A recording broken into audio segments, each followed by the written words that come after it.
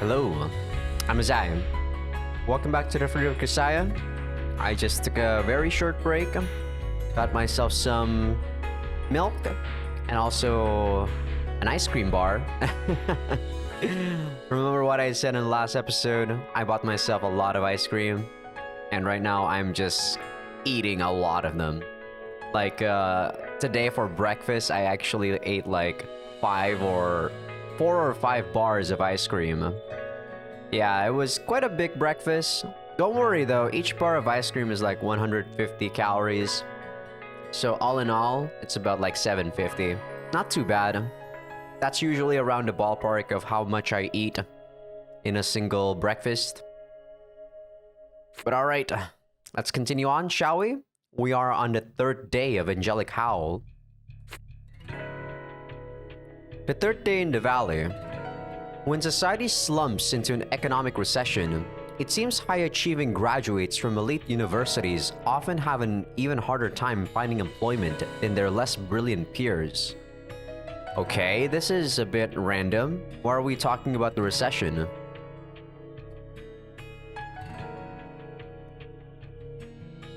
Normally, you'd think businesses facing difficult times would want skilled new employees to help them turn things around, but when a company is focused entirely on treading water and protecting the status quo, providing good positions for intelligent and ambitious new hires can be very difficult. And if you're just going to be wasting hotshot talent on trivial chores, might as well just hire cheaper, less skilled workers to start off with. Or so the thinking goes. As for why I'm bringing this up all of a sudden, it recently occurred to me that Kazami Kazuki's situation within our team is something like that of the elite graduate in a recession. She has exceptional, even unique skills. In terms of raw ability, she's in a different league from Captain Sakashita. But since her rank is freshman, the very bottom of the totem pole, that talent puts her in an awkward position. Everyone recognizes and respects Kazuki's intelligence, but that doesn't mean they're ready to overturn our familiar system of authority, mainly because nobody knows where they'd stand in the new pecking order. Kazuki told me that pride isn't inherently a bad thing. The way she sees it, a moderate sense of self-respect can be a balm for the soul, but still, an overdose of medicine is just another way of poisoning yourself.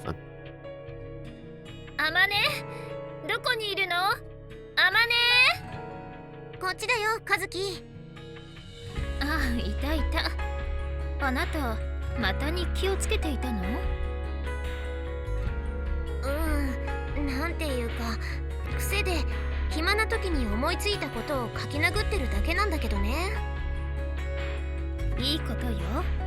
こんな状況だからこそ、そういった日常の行動が心を安定させるし、日記をつけることで現状を深く理解して客観的かつ冷静な判断力を得るという意味ではとても有効だと思うわ。いや、そこまで考えて書いてたわけじゃないけどね。日記ってそういうものよ。私もよく書くもの。和樹も？ええ、紙に書くことはしないけれど。どういうこと？脳に書き込んでいるのよ。それって頭の中身を頭に記してることにならない？通常記憶用の脳みそと日記用の脳みそを使い分けているのよ。私、脳みそが5、6個あるってお医者様に言われたことがあるの。Man, you're so anime, Kazuki. 本当に？もちろん冗談よ。I hope it is, but I don't know, man. Your jokes are unfunny, Kazuki. As always, Kazuki's attempt at a joke wasn't amusing in the slightest. The idea of her having half a dozen brains stashed away somewhere like some biological supercomputer felt far too plausible. I felt more like shuddering than laughing. で、私に何か用事？そうだった。ちょっと毒ダミの葉を摘んできてもらえないかしら。毒ダミってあの臭いやつ？Dokudami.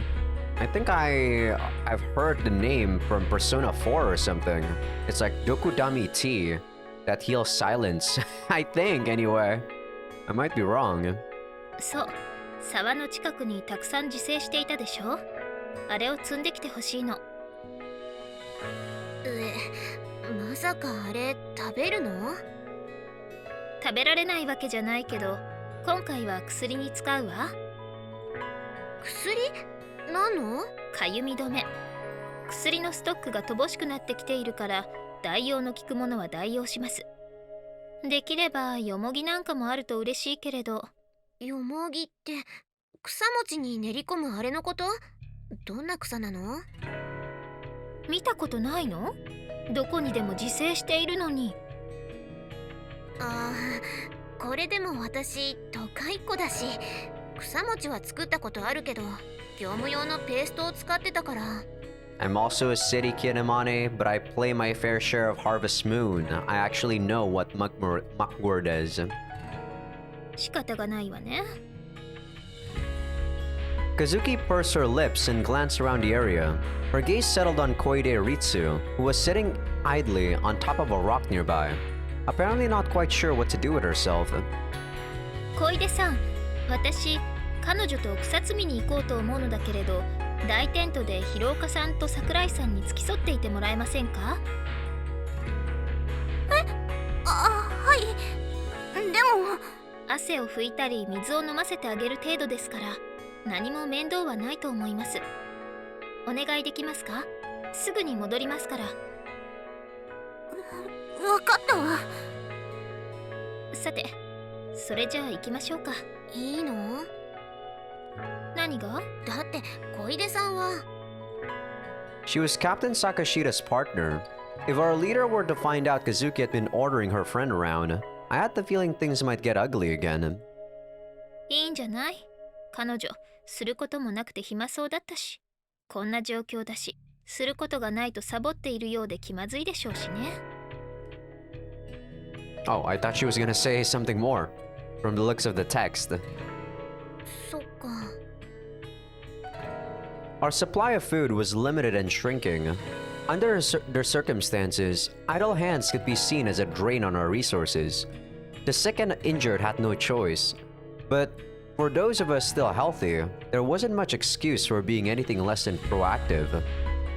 Koide Senpai's partner, Captain Sakashida, was currently off investigating the area with Mr. Ochi. Why hadn't they taken Koide along on their survey? Did they simply decide she would have slowed them down? I couldn't think of any other reason they would have just ditched her here. ねえ、和樹はどう思う？そうね。ただ単に小出さんのことが気に入らないんじゃないかしら。どうして？ここに来た初日に怪我人の治療をするために、私は小出さんにお湯を沸かしてくださいってお願いしたでしょ。うん。それで小出さんは部長の許可をもらわずにペットボトルのミネラルウォーターを勝手に使ってしまったの。そのことで部長が怒ったら、小出さんはだって風見さんがやれって言ったからと答えちゃったのね。ああ、つまり部長より和樹の言葉を優先したのが気に入らないと。そういうこと。何の疑問もなく私の命令に従ってしまった小出さんは、部長の中ではもう私のシンパとして認識されているのかもしれないわね。そんな、この非常時にそんなこと。Yeah, kind of weird to be honest. 言ってる場合じゃないのは部長も分かっているとは思うけれど、仕方がないわよ。女の子ってそういうものでしょ。I've had enough of this, girl that, Kazuki. Guys can also think the same way.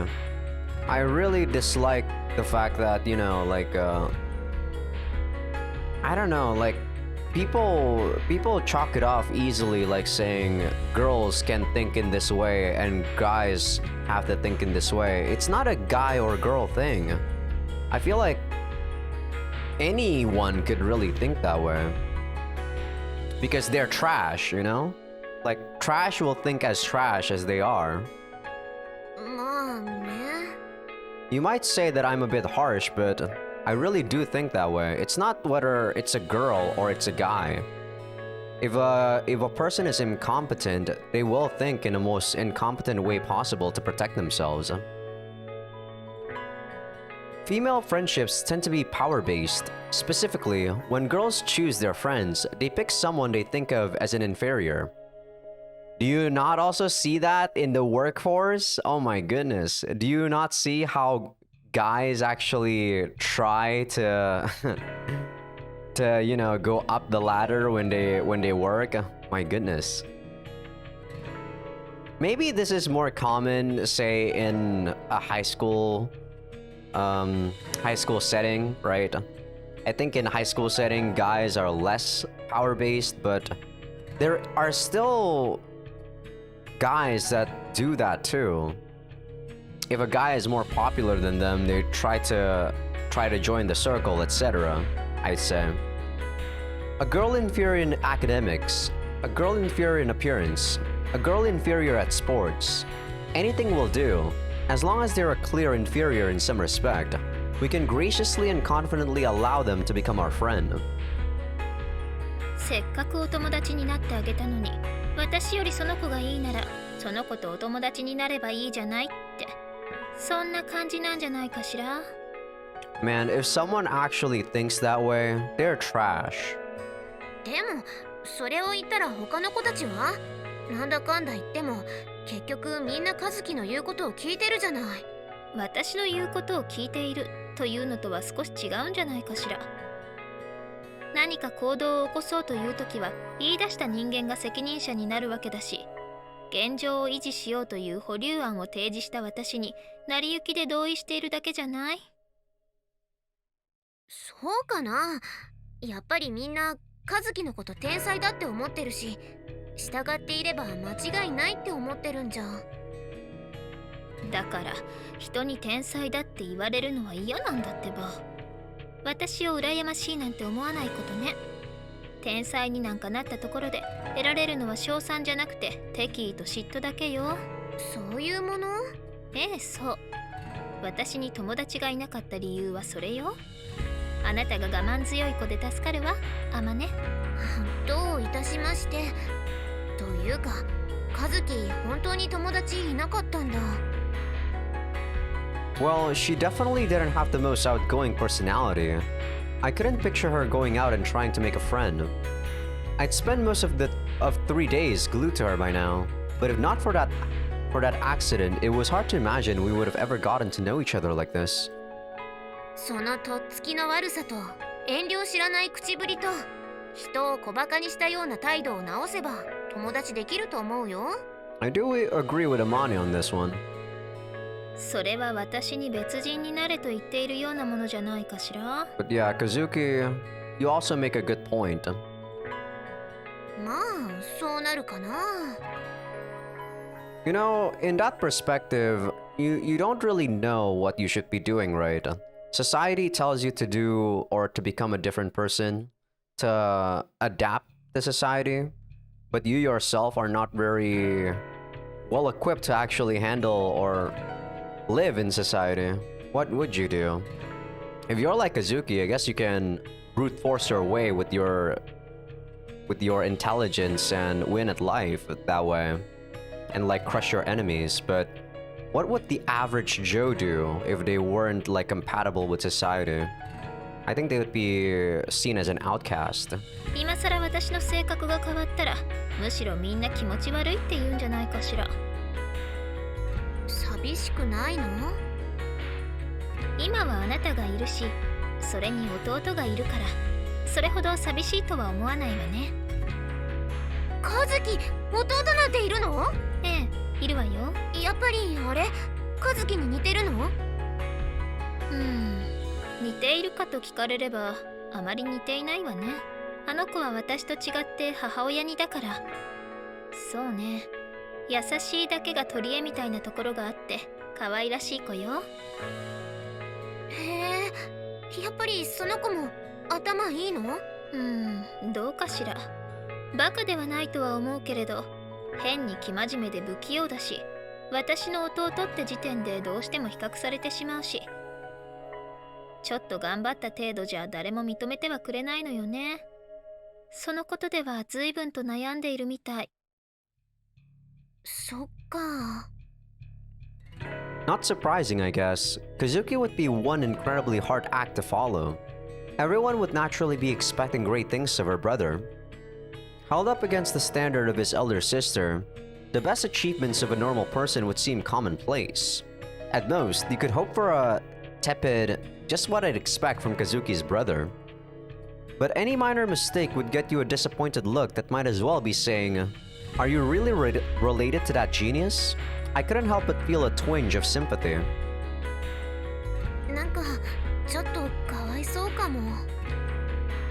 同情はやめてあげて。あの子がますます惨めな思いをするから。ごめん。確かにあの子に失望する声も多いし、それは両親ですら例外じゃない。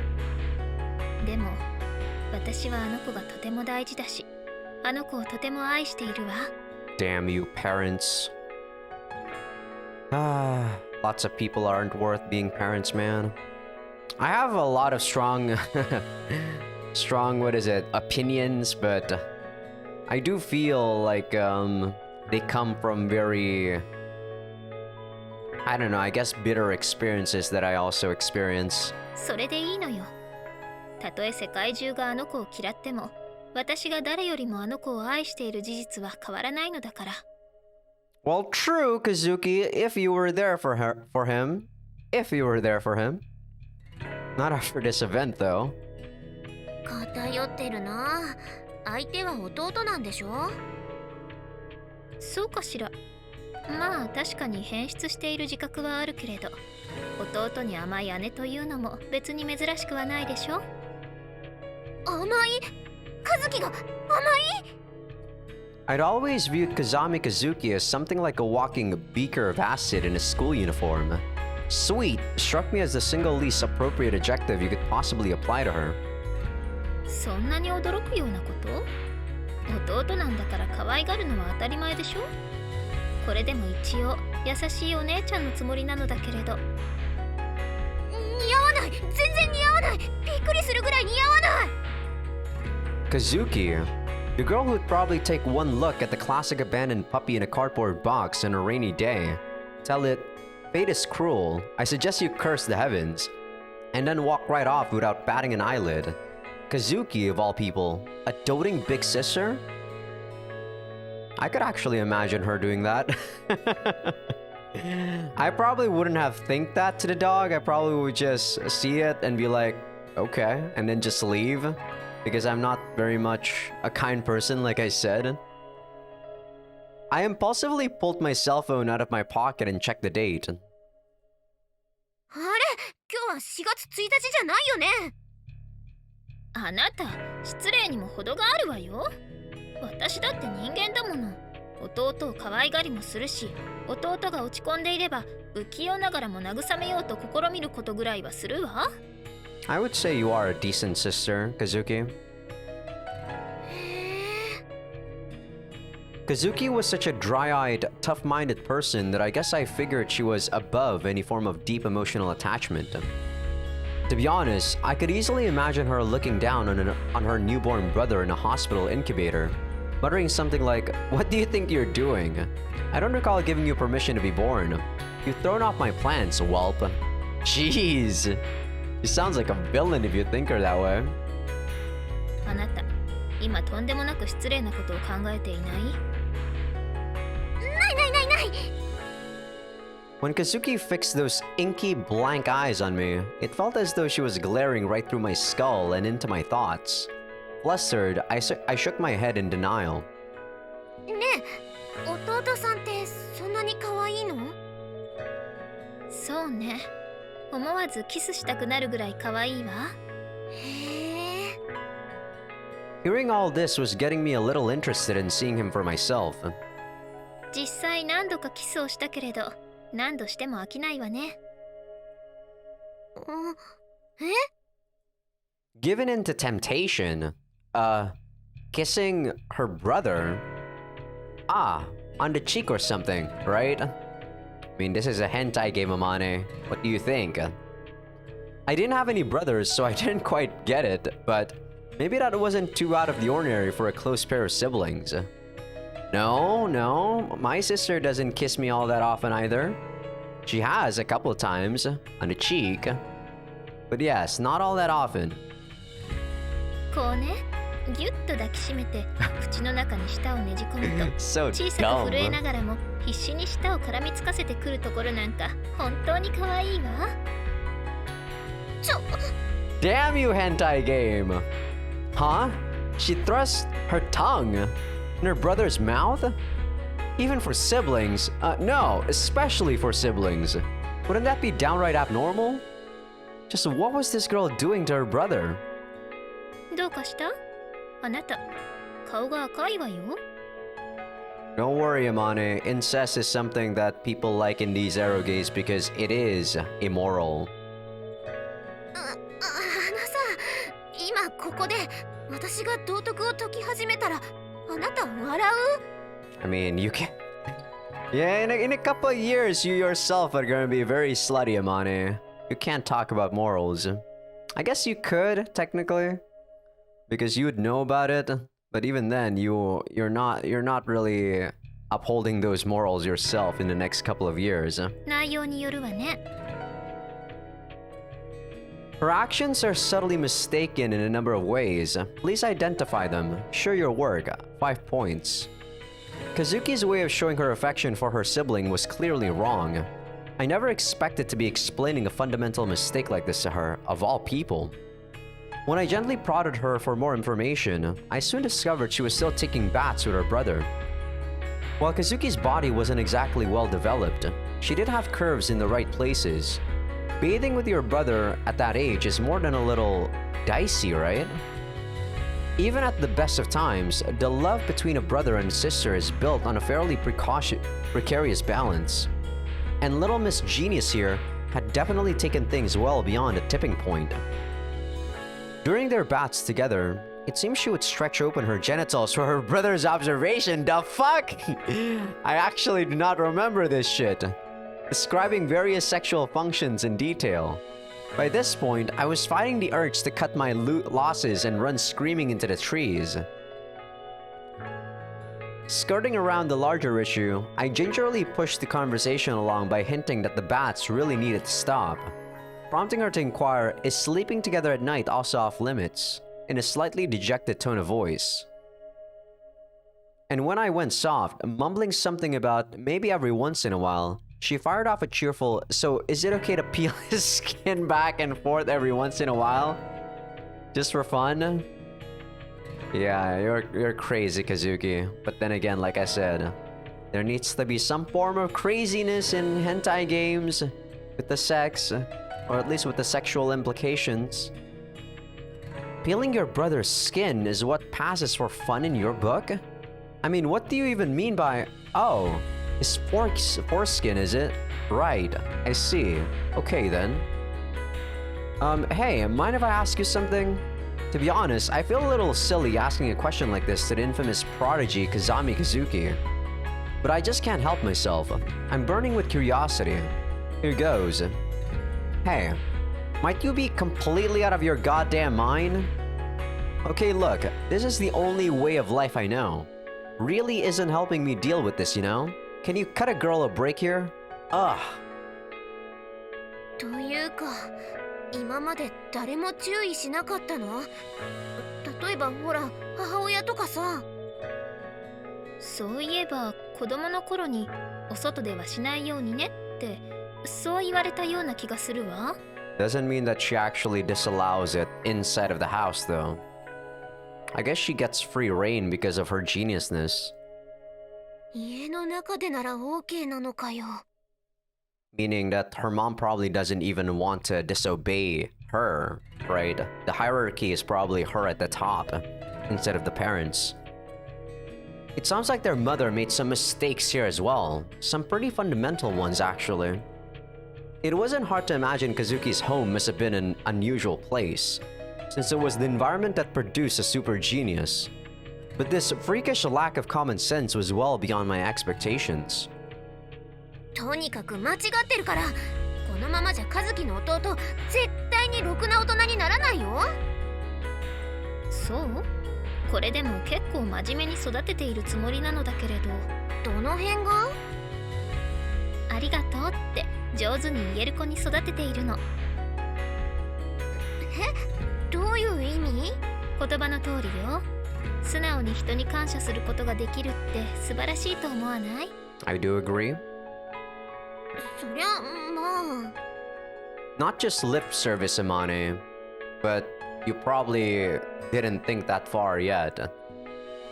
そう、例えばあなたの口癖のごめんなさいだけど、人に迷惑をかけた時素直に謝罪できるのって素晴らしいことよ。そうかな。 I wasn't trying to make it my catchphrase, but I was taught from a young age that if you think you did something bad, apologize first and make excuses later. It was a major pillar of the vinegary education and manners I received from my mom.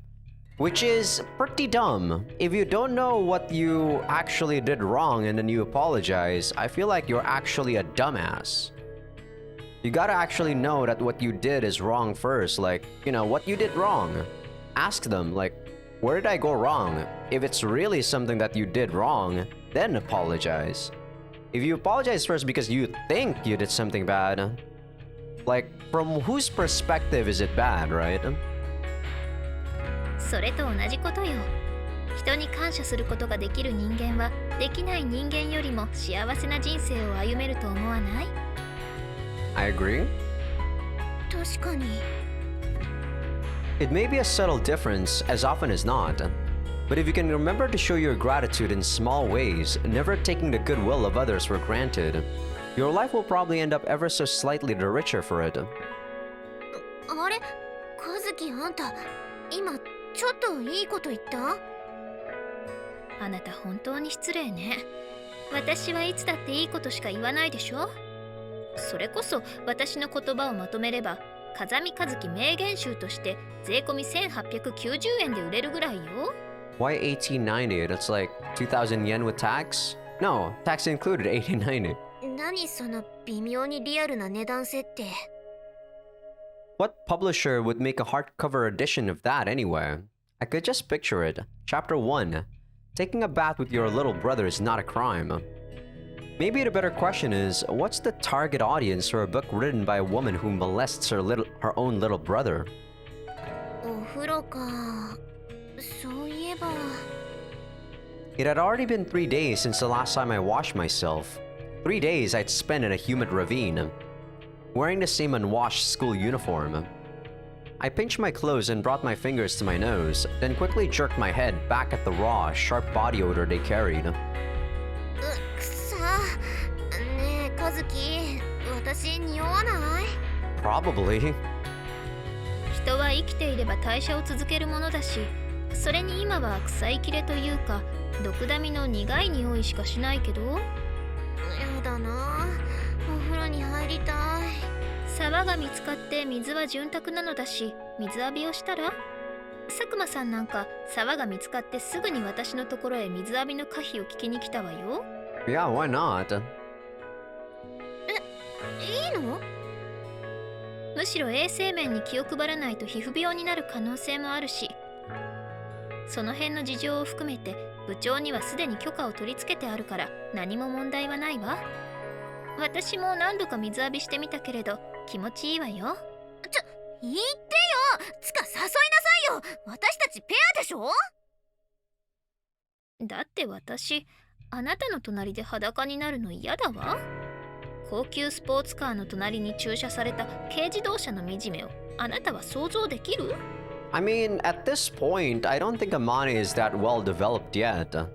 But it could be because the model is not updated yet and they're too lazy to actually make a body model for Amane. Because from the looks of it, a lot of the body models seem to be like copy and paste, right? From what I could tell anyway. Then again, I'm not an illustrator. I don't know how it works, but from what I could see, for sure, they make maybe a couple of models and then they probably just copy paste the body and then just change the faces, I'd say. なんで車で例える？その方があなたには分かりやすいかと思って。I mean, what's the problem with mini cars? I love them for your information. They're cheap and easy to maintain for one thing. But more importantly, they're incredibly light. And a wise man once said, when it comes to turning, nothing beats a low-weight car, you know? 和樹って時々姿が見えなくなると思っていたけど、私に隠れて水浴びなんかしてたのね。別に隠れていたわけではないけれど、まあいいわ。薬草を積み終わったらあなたも水浴びに行ってきたら？そうさせてもらう。A bath sounded fantastic, but we had other priorities. While picking the mugwort and chameleon plants we planned to use for medicinal purposes, Kazuki and I took the opportunity to search for vegetation that looked edible. It was the third day of our imprisonment in this ravine. Perhaps in the very beginning, we'd assumed the vibrant mass of nature that trapped us here would also provide us with a steady supply of wild vegetables. But that optimism evaporated the moment we actually began to explore the jungle. True, carefully surveying the woods turned up something in the way of edible-looking vegetation, but the vast majority were fern sprouts, honeywort, chrysanthemum greens, and other leafy plants. More garnish than main course, none of them could fill the bellies of a group of growing teenagers. As an added bonus, pretty much all of these wild grasses and flowers proved strongly unpalatable. Eaten raw, they were unbelievably bitter, and most gave off a sharp, nasty scent. Even when boiled, the harsh, caustic taste of lye usually remained. The heck is lye? Seasoning to disguise the flavor was an absolute necessity. The first of our supplies to vanish was the curry powder. Thanks to its strong smell and powerful taste, it violently drowned out the taste of any individual ingredient. It was our magic pixie dust, transforming anything into a tolerable meal. On the day of the fall, with each been distributed 2 tiny single-serving packets of curry powder to last us 3 days. Even combining my share with Kazuki's, our 4 packets didn't amount to much at all. Although Kazuki had entrusted me with all of our precious supply of food, she got downright angry when I tried to make curry croquettes using the powder and some potatoes. She was always strictly lecturing me about keeping our portions as small as possible, but any ingredient containing anything in the way of salt was a particular obsession. Her argument: sodium can't be produced inside the human body, therefore, ingesting it from the outside is absolutely necessary. 確か植物からミネラルを取り出して塩を作る実験をしている中国の大学教授がいたわよね。I don't know, but maybe? 何急にそんないきなりいたわよねとか同意を求められても知らんがな。児童向けの科学雑誌にそんな記事が出ていたのを今ふと思い出したのだけれど、残念なことに大量の素材とそれなりの規模の装置が必要なのよね。塩がそんなに大切なの？今はまだ体内での調整でごまかしが効いているけど、このまま数日経って飢餓が極まった時、最後に必要になるのは塩だと思うのよ。I mean, I never really starved myself, so I actually do not know. But if this is true, very nice information, I suppose. だから今のうちにできるだけ確保しておきたいの。一応言われた通りに塩は節約してるし、半分は使わないようにして隠してあるけど。それは最後まで隠しておいて。それと塩を隠し持っていることも誰にも言わないで。分かった、そうするけど。What's the point of having salt if there's no food to put it on? If anything, it seemed like we should be stockpiling stuff that could fill our stomachs, not a condiment. Since the fall, we've been getting by on potatoes, carrots, and the weedy vegetation we picked from the forest. Without any meat or rice in our diet, we were kind of starved for protein and carbohydrates alike. You got potatoes! If we had to make a meal out of these scraggly, bitter plants, I'd at least have liked to stir-fry them with a little crumbled bacon, flavor it with a generous helping of butter and soy sauce, and steaming white rice on the side. That's right, rice. We still had a supply of that being held in reserve, didn't we? On the second day of our training camp, heavy rain had cancelled our plans to cook a big curry dinner outdoors. We'd been eating many of the ingredients from that meal, but not the rice it would have been served on. In other words, we had a 5-kilogram sack of perfectly good rice sitting in a tent somewhere. Just when were they planning to distribute that? There was no point in whining about bacon when we didn't have any, but I wanted some rice pretty badly. A nice fluffy bowl on the side would make a main dish of fried wheat seem a lot more tolerable. Ah, and if we had some shimeji mushrooms to throw in, it'd be... あ、キノコ。はい。ねえ、カズキ、キノコは？キノコなら山の中でも生えてるんじゃない？キノコを探そうよ。やめておいた方がいいわ。キノコは危険よ。どうして？カズキなら毒キノコと食べられるキノコ見分けがつくんじゃない？一応知識はあるけれど、キノコは地域によって差もあるし、それに私の知識は本で得たものばかりで経験が伴わない。本で得た知識だけでキノコを食べて食中毒になるケースは今の時代になっても後を絶たないわ。キノコはダメ。私、軸がきれいに縦に裂けるキノコは食べても平気って聞いたことあるよ。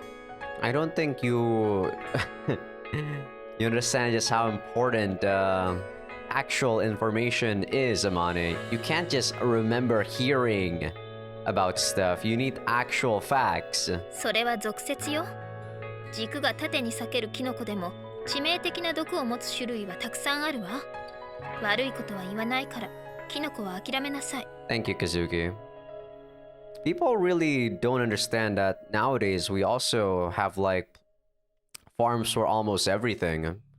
People don't just eat stuff that's not, you know, like made into a farm anymore. At least not a lot of people actually.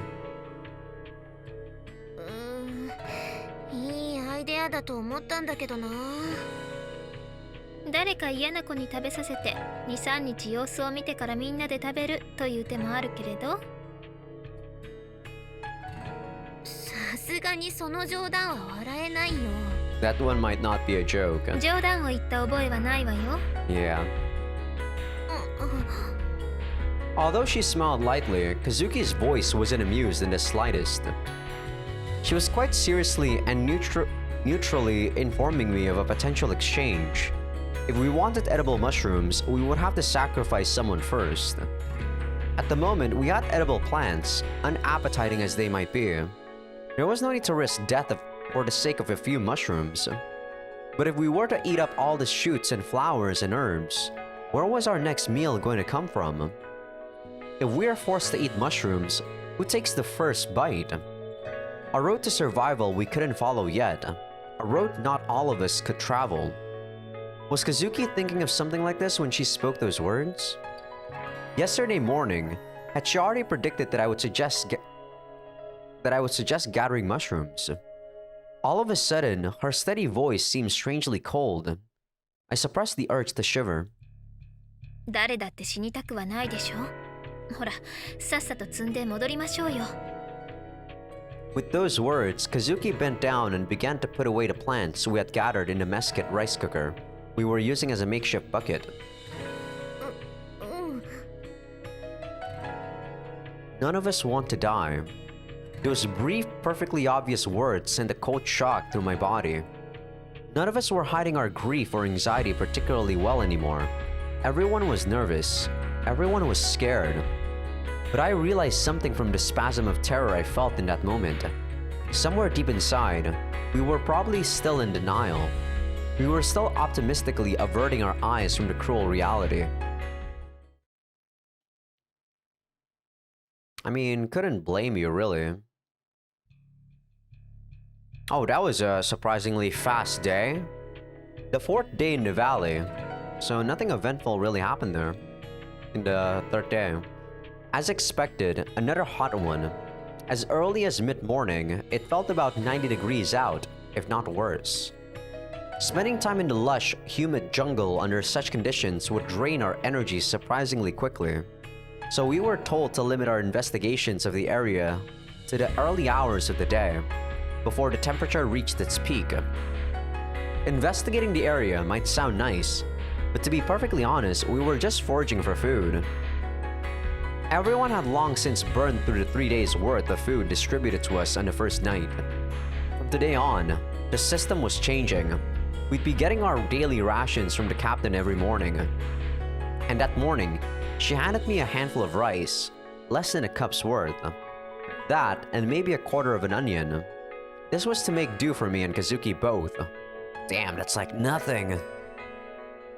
When I tentatively asked if this was supposed to be one meal, she firmly repeated, "This is for today."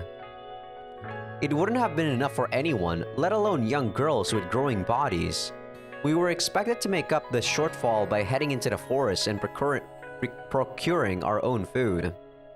As a result, most of us were forced to devote the majority of our active time to searching the woods for food.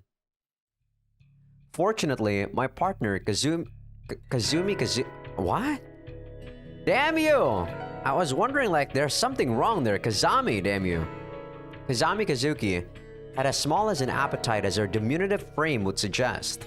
And even when all I could offer was a thin gruel of rice and mountain weeds, she ate steadily away without a single complaint. If anything, the problem lay in my direction. ダメだ。全然食べ足りないよ。アマネは体が大きいから基礎代謝が高い分、動かなくてもエネルギーを消費するものね。Probably just a couple of hundred more, to be honest, Kazuki. BMR, after you know just how your body works, like people's BMR doesn't really change all that much. It really depends on how much muscle you have rather than just how big your body is. Kazuki glanced over as I sucked regretfully on my gruel-soaked chopsticks, gave a little laugh, and helpfully compared me to an American gas guzzler in human form. Then again, Amane is fairly big, and I am fairly small. I'm like 157. Amane is probably about 170 or at least 172. I don't actually know. Sachi, though, I do know. She's 151. 私の食べ残しで悪いけど、食べる？それは和樹の分だよ。I was honestly all too eager to gobble down any morsel offered to me, leftovers or not. Even so, it would have been a dire mistake to accept Kazuki's kindness. If our pair was a body, I was the hands and feet, while Kazuki was the head. No matter how healthy the limbs may be, they can't move unless the brain's functioning. いいよ。あとはお茶でも飲んで我慢する。Yeah, a lot of these girls are also not fat, sadly. So they are actually going to be malnourished a lot faster than if they actually have a supply of fat. Of course, our tea was nothing more than hot water flavored with onion skins. It wouldn't fill my stomach, to be sure, but from what Kazuki had told me, the skins were rich in antioxidants that would reduce the stress in my body, providing something of a detox effect. As I slowly sipped away at the reddish-brown tinted water, I looked around the campsite. Unsurprisingly, many of the others were sitting listlessly on their silver sleeping mats, their arms wrapped around growling stomachs. ねえ、あれ放っておいていいの？ん？ Clearly, I wasn't the only one longing for something to supplement our inadequate meals. A group of 3 girls had sat themselves down in a tight circle, with Sakuma-senpai at their center. They were playing cards with a deck somebody must have brought along, gambling for small snacks and pieces of candy they'd been secretly hoarding. It was a common sight lately. まあいいんじゃない？みんな楽しそうだし、あなたも混ぜてもらったら？ Kazuki put her hand in her skirt pocket and pulled out a single chocolate bar. 軍資金は私が提供するから、勝ったら分け前は私とあなたで半分ずつ。いい？でも負けた時は、そうね、おやつ抜きってのはどう？もともとおやつとかねえよ。っていうか、どうして和樹がやらないの？私が勝つと面白くないでしょ。それに私は怪我人の世話があるし、今は小出さんが一人で見ているけど、私がいないと不安らしいから。こんな時に遊んでていいのかな？こんな状況だからこそ退屈すると悪い方へ考えが進みやすいし、ガス抜きは必要なのよ。無駄に動いてもお腹が空くだけだしね。それに、たかが遊びだなんて思っていてはダメね。私のペアである以上は、あなたには敗北は許されないわ。たとえトランプ遊びといえど、不退転の心意気を胸に、他人を蹴落としてでも利益を得る覚悟で挑んでちょうだい。不退転。踏み出したら振り返らない。それがルールよ。よくわかんないけど、頑張ってみるよ。I think that rule is a bit too restrictive for me, Kazuki. I'm always one of those people that think even if you're at the far end of the goal, if you don't like it, you can always step away. 確実な勝利を期待しているわ。Having said her piece, Kazuki turned on her dainty heel and walked off confidently. 確実な勝利ね。Setting the bar a little high, aren't we? Well, I guess if you had talent like Kazuki's, it might well turn out that way. But it seems like a downright unreasonable expectation to place on an ordinary person like myself. Of course, if I had said as much to Kazuki, I'm sure she would have given me another talking to. Victory is secured only through the steady accumulation of effort and unflagging attention to minor precautions, or whatever. I mean, I can't really deny that, to be fair. Not just victory, anything really, any sort of achievement. I was pretty sure she'd already told me something very similar, in fact. I had actually been making something of a habit of jotting down Kazuki's words of advice over the days we'd spent together. Do your utmost to avoid placing yourself in a position where you'll be forced to rely on chance. When the time comes to use a card, play it without hesitation. Betray before you're betrayed. Once someone has betrayed you, never trust them again. Those are words to live by. The last one. I actually am very adamant about that one. If you're betrayed once, you're gonna be betrayed twice by the same person. So, might as well just not trust them ever again. Don't let anyone realize you don't trust them. That's also a good one. Remember to chew your milk before you swallow. The fuck? Okay, that one's just absolutely bonkers. Absolutely crazy. Not that I really understood most of them, especially the last one there. Chew your milk. Some kind of a metaphor, maybe? Well, whatever. 私も混ぜてもらっていいですか？それは構わないけど、何かかけるもの持ってる？チョコレートがありますけど。へえ、君、まだそんなものを隠し持ってたのか。いえ、別に隠していたわけじゃ。それに、これは和樹が持っていたものです。風見が？あいつ、甘いものなんて興味なさそうな顔してるけど、こんなものを持っていたのは意外だね。I couldn't deny it seemed a little out of character for Kazuki to be carrying chocolate around. That said, at this point, I wouldn't really have been surprised if she pulled a pigeon out of a hat. She was clearly capable of anything. 何にせよ、チョコレートは大歓迎だ。座りなよ。はい。What should we do next? What's going to become of us? How long before we can go home?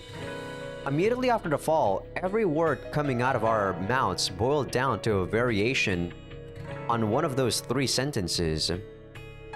But as of that morning, the litany of unanswerable questions had finally trickled to a halt. By our fourth day in the valley, we'd start to adapt psychologically. Harsh as our environment was, we had our tents to shield us from the elements and our sleeping bags to keep us warm at night. As we began to find comfort in such things, we were gradually growing calmer. With the provisions distributed on the first day gone, and our daily rations reduced to a bird's helping of rice, it was only natural that the topic of our conversation shifted from such vague anxieties to the concrete topic of food.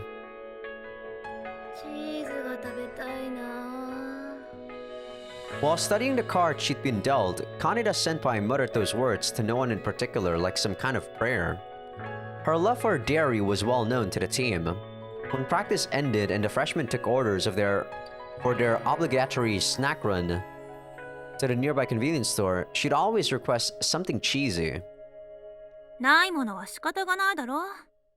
分かっちゃいますけど、先輩だって甘いものが食べたいって言ってたじゃないですか。甘いものは実際にあるじゃないか。キャンディーにガムにプレッツェル。それに見なよ、アマネがチョコレートを持っている。まさにカモネギじゃないか。確かにチョコは魅力的ですよね。一番甘いですし。Three sets of eyes focused intensely on my bar of chocolate. It felt almost like they weren't seeing anything else. For a moment, I physically cringed. If all three of them were to pounce at once, I would have been completely unable to defend myself. As I bit my lower lip and swallowed nervously, Sakuma glanced up and abruptly burst into laughter. 心配ないさ、大丈夫だよ。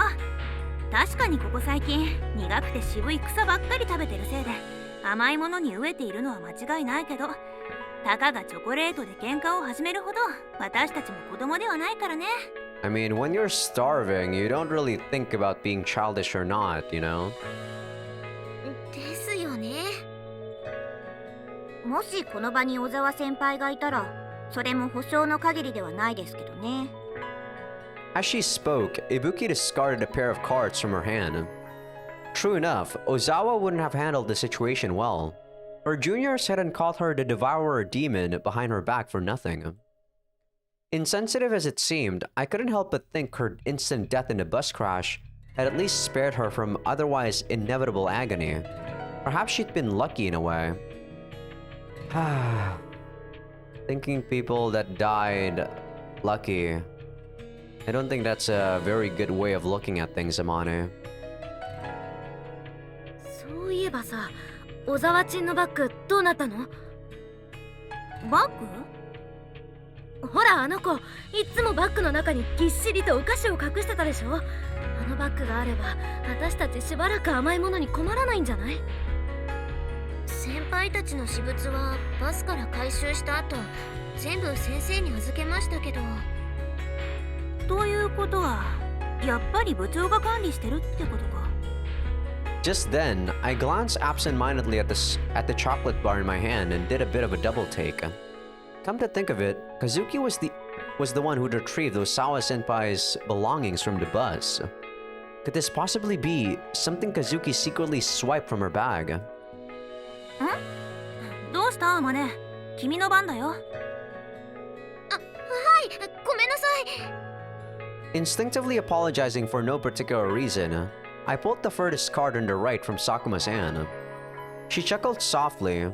I'd taken the worst possible card off her hands. The Joker. If it's with you at the very end, you've lost the game. What is this, like Old Maid? I think that's what they call it in English. For a moment, the smirking clown staring back at me from the cheap, laminated playing cards seemed to be wearing Kazuki's face.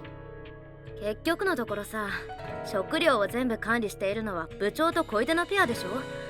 彼女ら自分たちだけお腹いっぱい食べてるなんてことはないよね。From the cards I offered her, Kaneda pulled out the 8 of spades. それはないと信じたいね。坂下はああ見えて責任感は人一倍強いし、自分だけ楽をしようとは思わないタイプだよ。そうでしょうか。Ibuki pulled a card from Kaneda's hand, then discarded a newly formed pair onto the central pile. By this point, she had only 4 cards remaining. 坂下部長は責任感が強いというか、自分以外の場所に責任を転嫁するのが上手なだけですよ。私、あの部長苦手です。出たよ。またブッキーの苦手ですだ。君はそうやって何でも嫌ってみるんだね。As Sakuma-senpai leaned over toward her, Ibuki's cheeks flushed slightly red. She thrust out her remaining 4 cards in front of her roommate's face as if trying to keep her at bay. そうやって簡単に信じてしまう方が善人なんですか？私は善人なんて嫌です。騙されて利用されて、それでもよかった、病気の子供はいなかったんだなんて言えるほど、私は聖人じゃありません。 Yeah, I'm also not one of them. そういうとこかわいいな、ブッキーは。そろそろ髪切った方がいいね。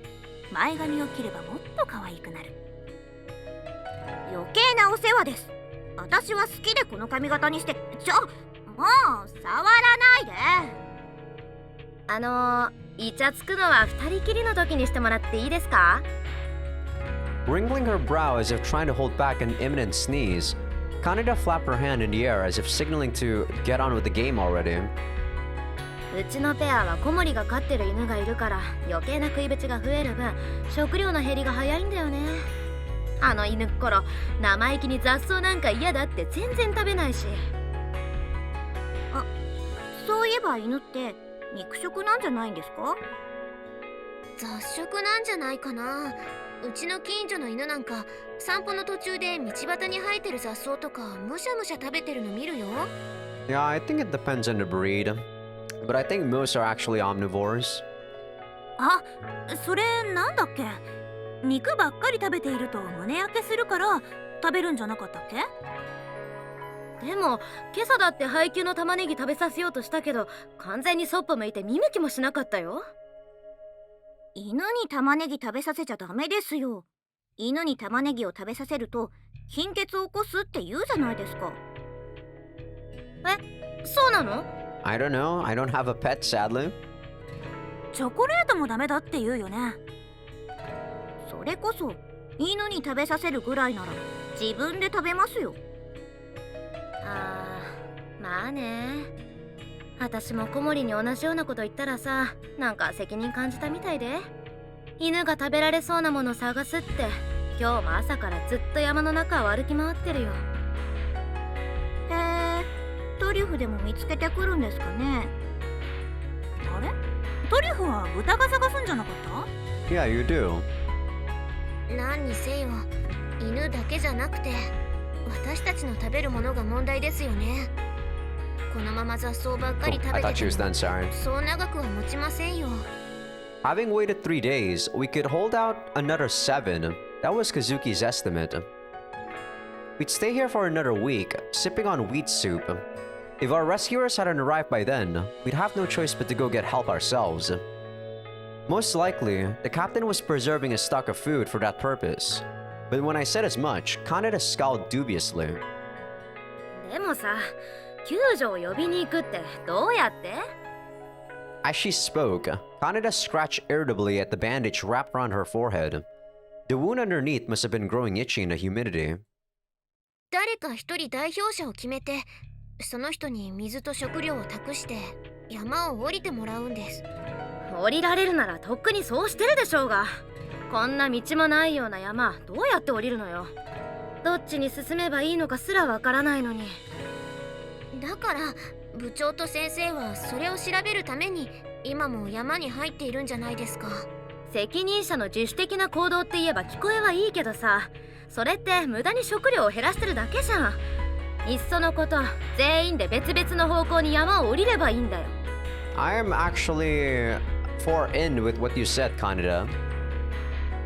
だからそれは We didn't have nearly enough provisions for a gamble like that, and we couldn't just abandon the wounded. There was only one practical plan: endure as long as we could on these meager rations, plow open a path through the wilderness that trapped us here, hope all the while for the arrival of our rescuers. And then, once our investigations yielded something in the way of landmarks, send off a representative with 3 days worth of food. When another 3 days passed, we could send off a second representative by following the signs the first had left to mark the surest trail. It should make it further down the mountain. Lashing one short stick to the next, slowly but surely we would draw closer to our objective. This was an idea that had grown out of Kazuki's theoretical digital communication plan. If we could repeat this often enough, in theory, we would eventually be able to escape. But there were no guarantees, and I found myself hesitant to explain. 喧嘩はやめましょうよ。それこそ無駄にお腹が減るだけじゃないですか。Not like you're actually wasting a lot of calories by doing that. 喧嘩なんてしてないじゃん。話し合ってるだけだよ。だったらその無駄にイライラした口調やめてもらっていいですか？あまねに八つ当たりしたって仕方がないでしょう。私がいつ八つ当たりしたってのよ。金田、それに息吹もその辺にしときなよ。I've often heard that a calcium deficiency makes you prone to fits of irritability, but at that moment, although all of our diets were badly unbalanced, the main cause of our crankiness was clearly the constant, gnawing hunger we all shared. It's easy to be polite on a full stomach, as they say. In the end, we kept at our game of cards until Captain Sakashida, and it's hard to say her name, Sakashida, and Mr. Ochi returned from their expedition. I finished with a so-so record of 3 defeats and 4 victories. In exchange for 3 of the 12 blocks of chocolate from my bar, I obtained 4 pieces of soft candy wrapped in aluminum foil. Against the contrast of my slightly dirty palm and muddy fingernails, those spoils of war looked irresistibly beautiful. I brought one to my nose and inhaled deeply. At the bittersweet scent of strawberry wafting through the wrapper, my mouth was instantly overflowing with drool. There were 4 candies in my palm. If I popped one in my mouth right now, nobody would ever know. It wouldn't even be a net loss to my group. I would have lost 3 small pieces of chocolate and brought back 3 comparable chunks of sugar. As my thoughts raced unbidden through these calculations, I swallowed the spit in my mouth. But as its lid looked warm down my throat, I came to my senses with a guilty jolt. It would be dishonest, unfair, cowardly to eat one now. Nothing less than a betrayal of Kazuki, and once I betrayed her, I would probably continue to do so. Just eat one and tell her you eat one, oh my goodness. That was a line I couldn't cross. 何か悩み事？あまね。どうかした？ I guess when you're like abnormally hungry or starving, you start thinking these things.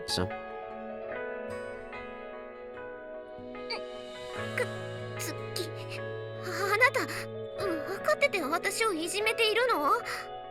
何のこと？全然わからないわ。It really seemed like a deliberately timed appearance on her part, but even if it was a coincidence, Kazuki's luck to appear at that exact moment would have been frightening in its own right. After one long deep breath, I jerked my head down in a bow of apology. ごめん、和樹。私今、和樹に内緒でつまみ食いしようか悩んでた。あら正直、そんなの黙っていればわからないのに。わからないからこそ汚い行為なんだよ。I held out the soft candies I'd won in the game and the remains of the chocolate bar to Kazuki. Cupping her hands gently over mine to receive them, Kazuki flashed me a satisfied smile. 大丈夫よ。それができないあなただから、私はあなたに全てを任せたのだから。はい、あんしなさい。You might think that, Kazuki, but in the face of, you know, in the face of abnormality, people definitely change. Sometimes for the better, but most of the time for the worst. あん。Kazuki deftly unwrapped one of the candies she'd received from me, then plopped a small white pillow into my half-open mouth. おいしい？ The candy was unbelievably sweet to my tongue. My entire mouth was instantly flooded with the taste of sugar, and in the next moment, it felt as though that vibrant sweetness was seeping into my veins and spreading throughout my body. That single piece of candy was so delicious, I was actually trembling. Kazuki watched affectionately as I rolled my eyes up in bliss and swirled the candy clumsily around in my mouth, then popped another of the candies into her own mouth. And with the words, "Goodness, it really is tasty," smiled in pleasure. でも、こういった熱量食は一人でこっそりと食べた方が美味しいのかもしれないわね。どうして？私の弟がそうだったの。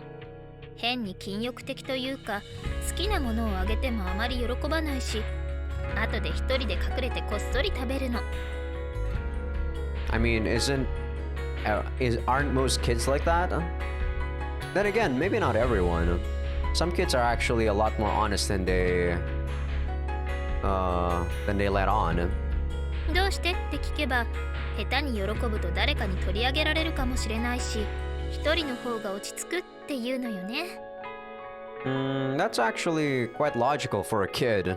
人間は喜んでいる瞬間が一番無防備だということをすでにあの年齢で知っているのだから、さすがは私の弟ね。そういう卑屈に歪んでいるところもすごく可愛いわ。なんだかわかるようなわからないような。理解しない方が幸せよ。特に家族に対してすら不器用にしか生きられない人間はね。Family. That brief word resonated painfully inside me. It felt as though an icicle had unexpectedly pierced my chest to the core. What were my parents doing right now? Worrying about their missing daughter? It was a little past 5 o'clock. Normally, I would have been heading home from after school practice right about that time. I tended to come home a little hungry from practice. The refrigerator would be packed full of sweet drinks. On the kitchen table, more snacks than I could possibly need were always waiting for me.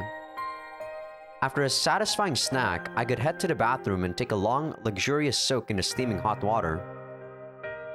Then cool down with a cup of cold milk, oddly distorting my voice in the electric fan while my mother prepared dinner. Without even asking, my parents offered me more food than I could eat. I accepted it without a second thought, often without even a word of thanks. That stupid, ungrateful ignorance filled me with bitter shame. But at the same time, comparing myself then to the filthy, frightened girl who just quivered ecstatically over a single piece of candy, I couldn't repress a surge of miserable self-pity. Man, don't self-pity yourself, Amani. That's the worst anyone could do. If you're going to wallow in self-pity, you're not gonna do anything. You're gonna be paralyzed. あまね、どうして泣くの？泣いてないよ。周りを見てごらんなさい。As instructed, I looked around the area, only to find it deserted. 今はあなたと私しかいないわ。There's no need to hold back. The instant those words left her mouth, I felt the tear glands swell up in the corners of my eyes. My self-restraint crumbled like sand, and I burst into violent sobs.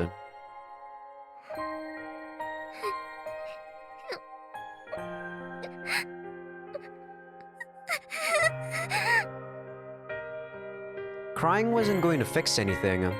Nobody was going to swoop down and rescue me. No matter how much I grieved over my own powerlessness and ignorance, there were no do-overs to be had. What was done couldn't be done. What was done couldn't be undone, sorry. 帰りたい。私、帰りたいよ、和樹。Hiding my twisted, wretched expression behind the palm of my hand, I crumbled to my knees on the spot. Without a word, Kazuki drew near, wrapped her arms around my head, and hugged me against her slender stomach. Pathetic. Utterly pathetic.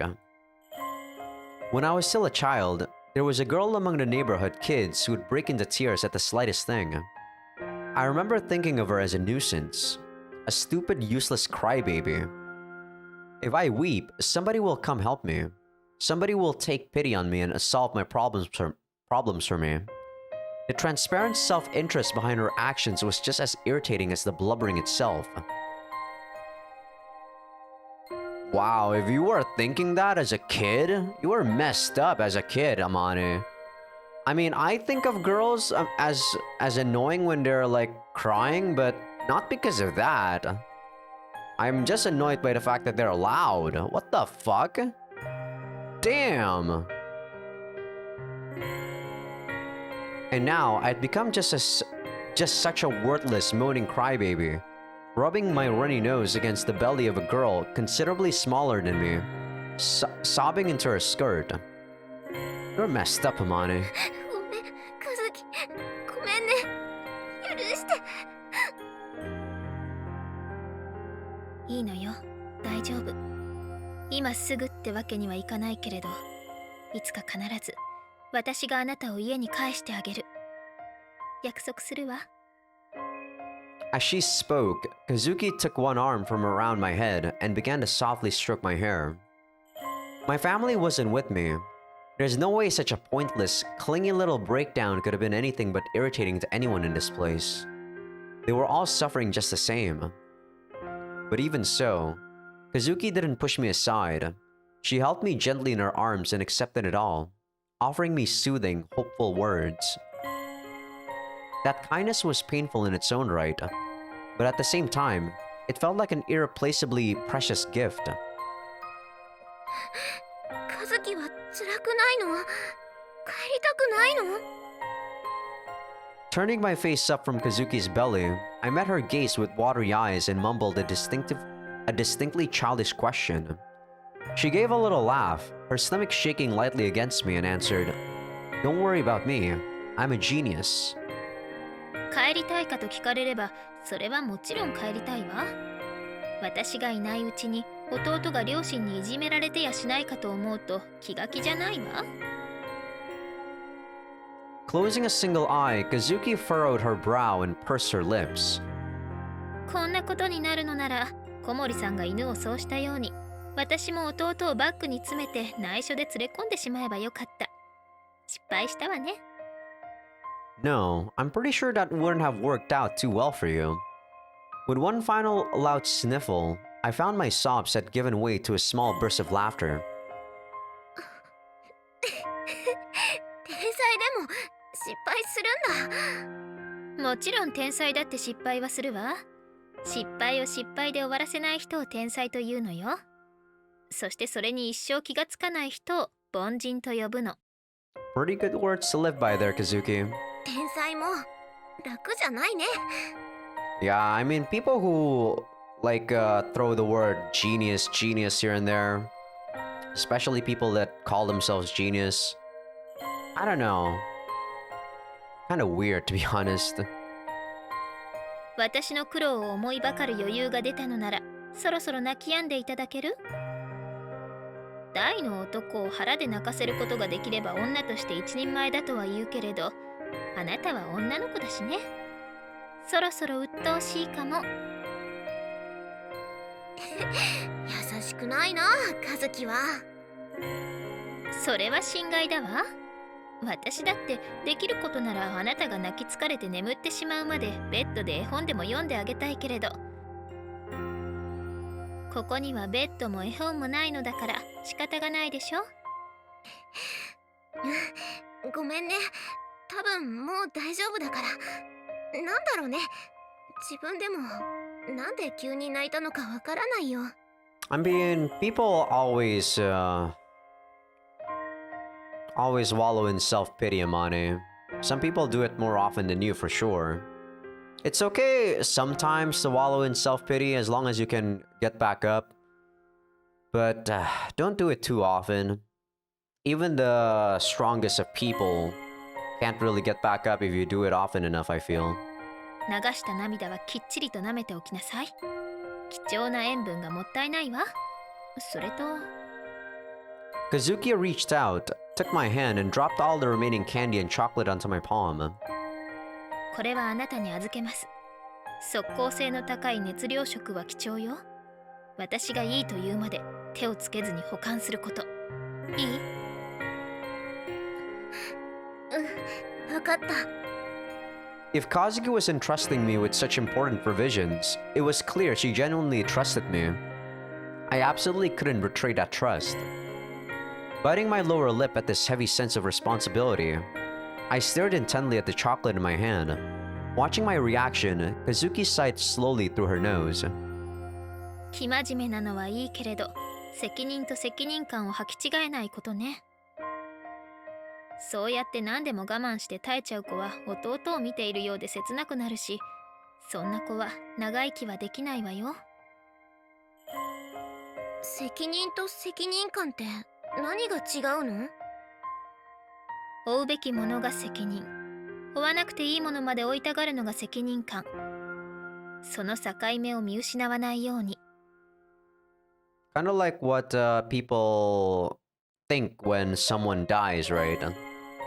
Like, you might regret about them dying and then not being able to do what you could have done when they were alive. But at the end of the day, I think that's not really your responsibility, unless the cause of death was you yourself, right? Kind of like what I was saying during Machina's sex scene about... Was it during Machina's sex scene actually when I talked about my mom in some way? I actually don't remember. It might have been. よくわからないけど、わかったふりだけしておくよ。I don't get it, but I don't need to get it either. If Kazuki says so, that's the way it is. I was aware I'd taken the easy path in letting someone else think for me, but honestly, I didn't really care anymore. A clumsy idiot who tries to take a heavy burden on their shoulders won't achieve anything but catastrophic failure. I understood that just fine even before Kazuki drove the point home. For that very reason, I've decided to obey her orders without a second thought. Kazuki told me I couldn't eat that candy without her permission, so I would sit on my haunches, slobbering like a dog until she spoke the magic words. It's so dumb. I personally wouldn't be able to live like that. If permission never came, I'd wait out the years and carry them to my grave. In this situation where nothing seems certain except uncertainty, the one and only thing I had come to believe in was Kazami Kazuki. I kept the thought to myself, since I was well aware she'd only offer another sarcastic, "Might you be mistaking me for God?" in response. But at this point, I would probably have answered, "Huh? You're not?" That was what Kazami Kazuki had become for me.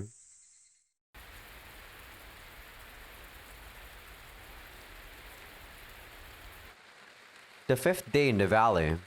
Let's begin from the conclusion. Today, it rained all day long.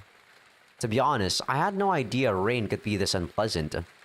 The constant drumming of water against the tent was unexpectedly loud, enough to make conversation difficult, and the light entering the tent was far dimmer than usual. Thanks to my strong astigmatism, I think I should know what that is, but I actually don't know. Everything seemed fuzzy and indistinct. Oh, right, I think like myopia, right? So it was extremely difficult to do much of anything. Oh, no, it's, we call it cylinder here in Indonesia, but it's basically, one of the criteria, or not criteria, one of those, prescription for your glasses. But the bigger problem was the rainwater that oozed up from the ground beneath us and the damp chill it brought. This morning, I woke to a real double whammy.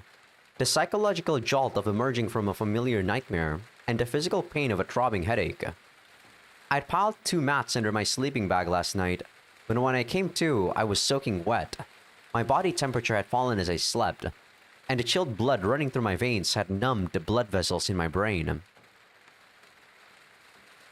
Even after waking, my calorie-starved body struggled to warm itself. My teeth chattering uncontrollably in my mouth, I stared reproachfully up through the tent at the merciless sky. 寒いよ、カズキ。Changing out of my wet clothes might have helped matters somewhat, if my spare outfit hadn't been soaked through as well. I hit on the idea of a hot drink after a few minutes, but it was pouring outside the tent. Starting a fire would have been difficult, and more importantly, the fierce sound of rain striking against the canvas had thoroughly drained me of the willpower to even poke my head outside. 玉ねぎ茶、もう一杯飲む? Apparently unable to just sit back and watch, Kazuki had ventured out in the midst of the downpour for my sake, bringing back boiling water for our onion skin extract beverage. The stuff was never really worthy of the name tea, but by now, we'd let those same skins seep so many times it was little more than faintly yellow water. Of course, I was plenty happy to have even that, and Kazuki's act of mercy contrasted so strongly with my own cowardice that I felt about ready to cry with gratitude. But when I glanced over at her sitting there, her wet hair matted like a stray dog's coat, I couldn't exactly fire off a casual, "Sure, a refill would be nice." My hand still gripping the empty cup, I slowly shook my head. ひどい雨だね。明け方近くに大きな雷が何度も落ちたのに、あなた全然目を覚まさなかったわね。なんか大きな音がしてるなとは思ったけど。Even when the roars jolted me awake for a moment, my listlessness quickly overwhelmed me again. I simply didn't have the energy to wake up that early. Immediately after the fall, I'd been unable to sleep through the night. As I dozed lightly with frequent interruptions, the morning often seemed to sneak up on me before I knew it. It's kind of weird that these guys actually sleep in quite often, you know? Like, when I am very calorie deficit, like what you said, deprived, my body would instantly wake up, you know? But then again, I also have a very good routine of eating at the exact same time, training at the exact same time, sleeping at the exact same time, and waking up at the exact same time. This is a bit too FYI, but I also poop about the same exact same time. But lately, that had changed dramatically. Once I managed to doze off, it was very difficult to wake up. More and more, falling asleep felt like sinking into a thick bed of mud. 疲れてるのかな。肉体的というよりは精神的な疲労が濃いのでしょうね。それと単純に環境に慣れ始めたのが原因ね。過酷な環境に慣れないうちは寝ている間に記憶の整理を行いながらも周囲の状況に警戒を怠らないから小さな物音でも目を覚ましてしまうのよ。That sounded plausible. Now that you mentioned it, the first few days sleeping in the tent, the stirring of a neighbor next door would be enough to jerk me awake, and my eyes would open automatically at the first light of dawn. In that respect, Kazami Kazuki was an ideal tent mate. Once asleep, she'd lie so still in her bag, I sometimes half worried she'd suddenly died in there. I never once heard her snore or grunt in her sleep. Lately, Kazuki had been sleeping on a very regular schedule. We'd start preparations for dinner at 6:30 p.m. and finish our meal by 7, or what passed for a meal at this point at least. By 8, I'd notice her stifling small yawns, and around 9, she'd come out and declare herself sleepy. At 10, she would crawl into our tent, cheerfully spread out her sleeping bag, take off her uniform and leave it neatly folded at her bedside. And the instant her head hit the rucksack she used for a pillow, she'd exhale noisily just once and go silent. Within 10 seconds, I'd hear the soft, regular breathing that indicated she'd fallen asleep. Of course, I couldn't flip the switch to sleep mode quite so easily, or on such a predictable schedule. My conversational partner lost, I had very little to do with myself late at night. So until I managed to fall asleep, I'd starve off boredom by staring at Kazuki's sleeping face. Kinda weird, but okay. After a few minutes in dreamland, she'd occasionally make faces in her sleep, most often furrowing her brow in a caricature of troubled thought, sometimes smiling dopily at nothing in particular.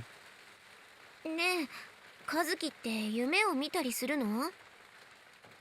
そうね。看護師さんとかお花屋さんとかケーキ屋さんなんて素敵ね。そういう話じゃなくってさ。And in the first place, what's with the half-ass attempt at pretending you're some run-of-the-mill girl with cutesy little dreams?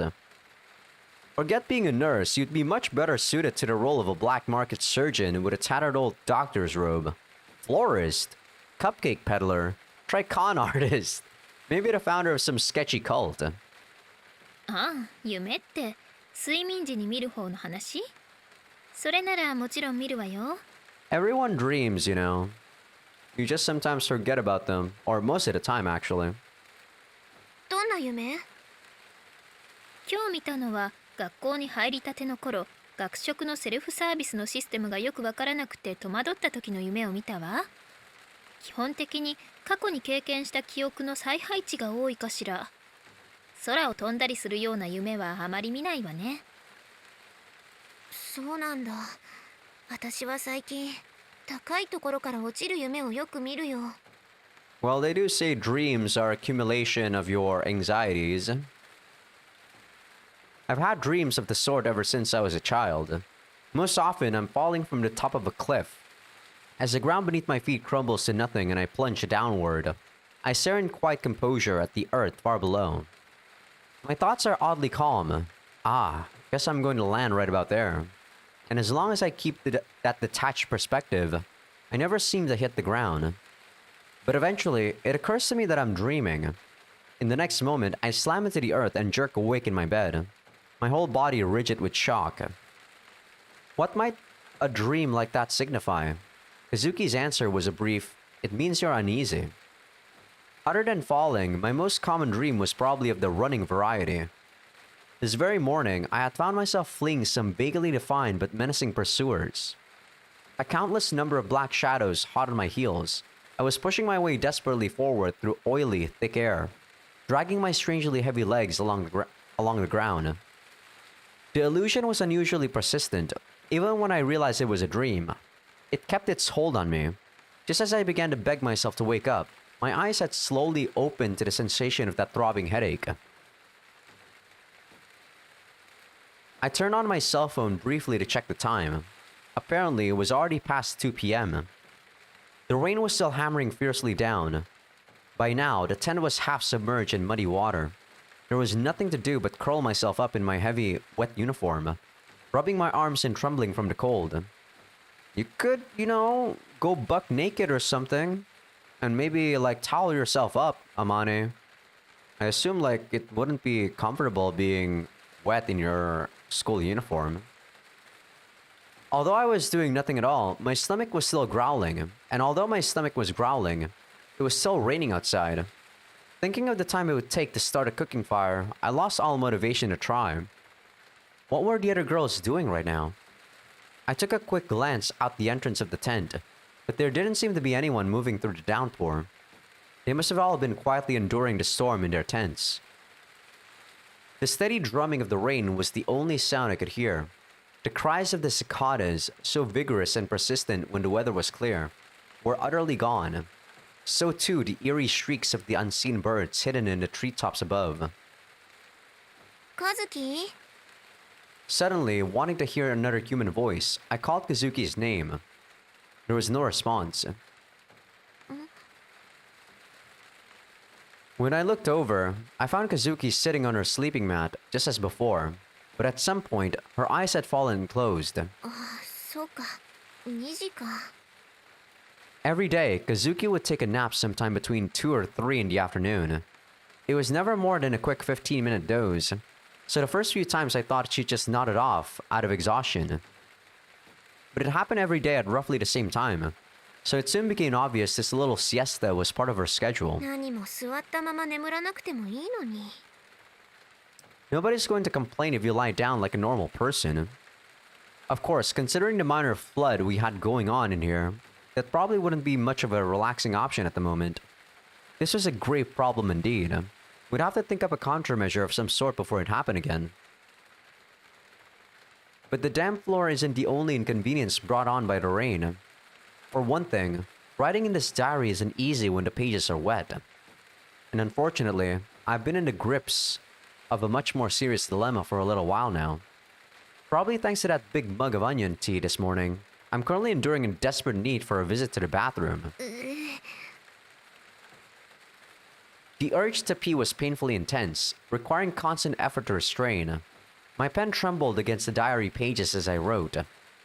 I surveyed the interior of the tent, but found nothing that might serve as a makeshift umbrella or raincoat. When this rain lets up, I'm going straight to the captain and proposing we cobble together an outhouse with a roof. I'm making a special note of that here so it can't possibly slip my mind.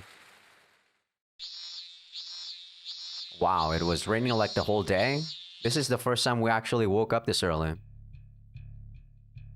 The 6th day in the valley. Wow, we're actually going through this quite fast. I thought that the days were a bit longer, but this is actually pretty fast now.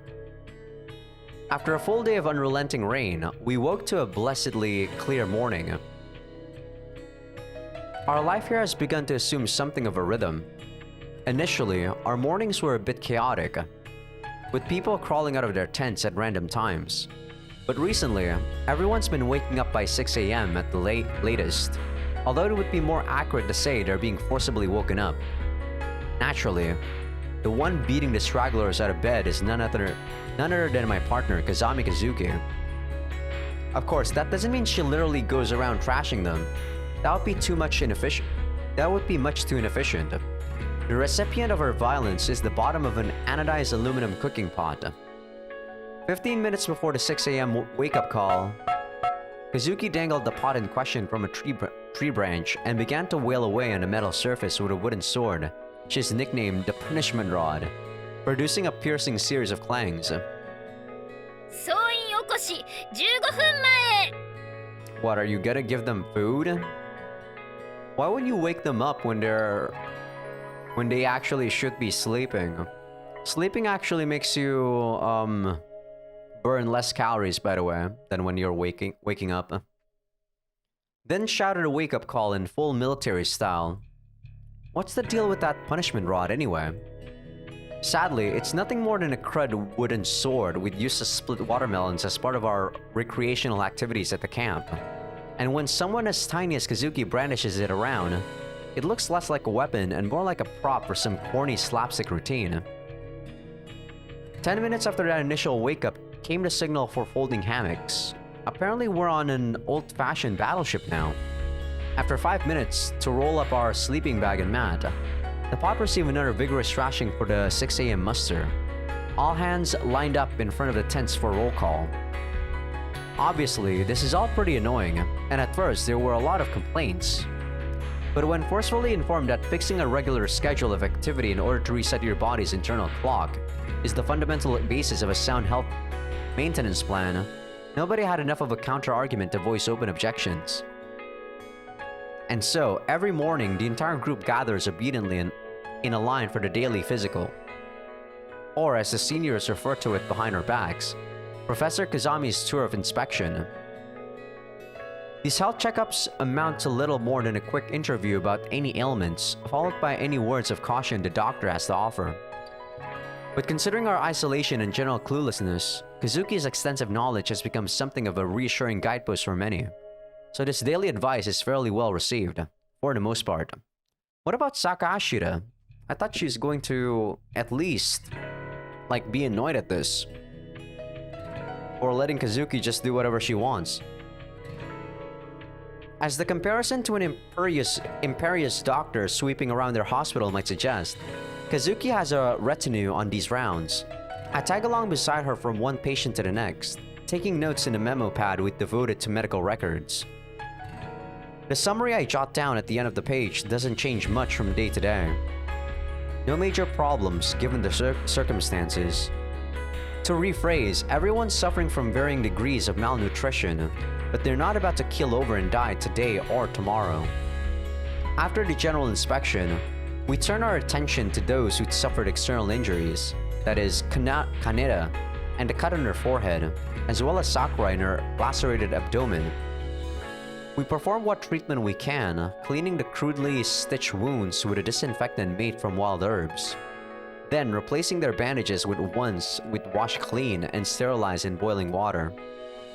And finally, we stop by to visit Hiroka-san in a large tent to wipe the sweat from her feverish body. Well, this part's pretty much exclusively my job by now. When the morning rounds are finished at last, I seek out Mr. Ochi and report everyone's health acceptable, while Kazuki heads to Koide-senpai's tent. The daily rations for each individual are being adjusted depending on the severity of their malnutrition symptoms, as diagnosed by Kazuki.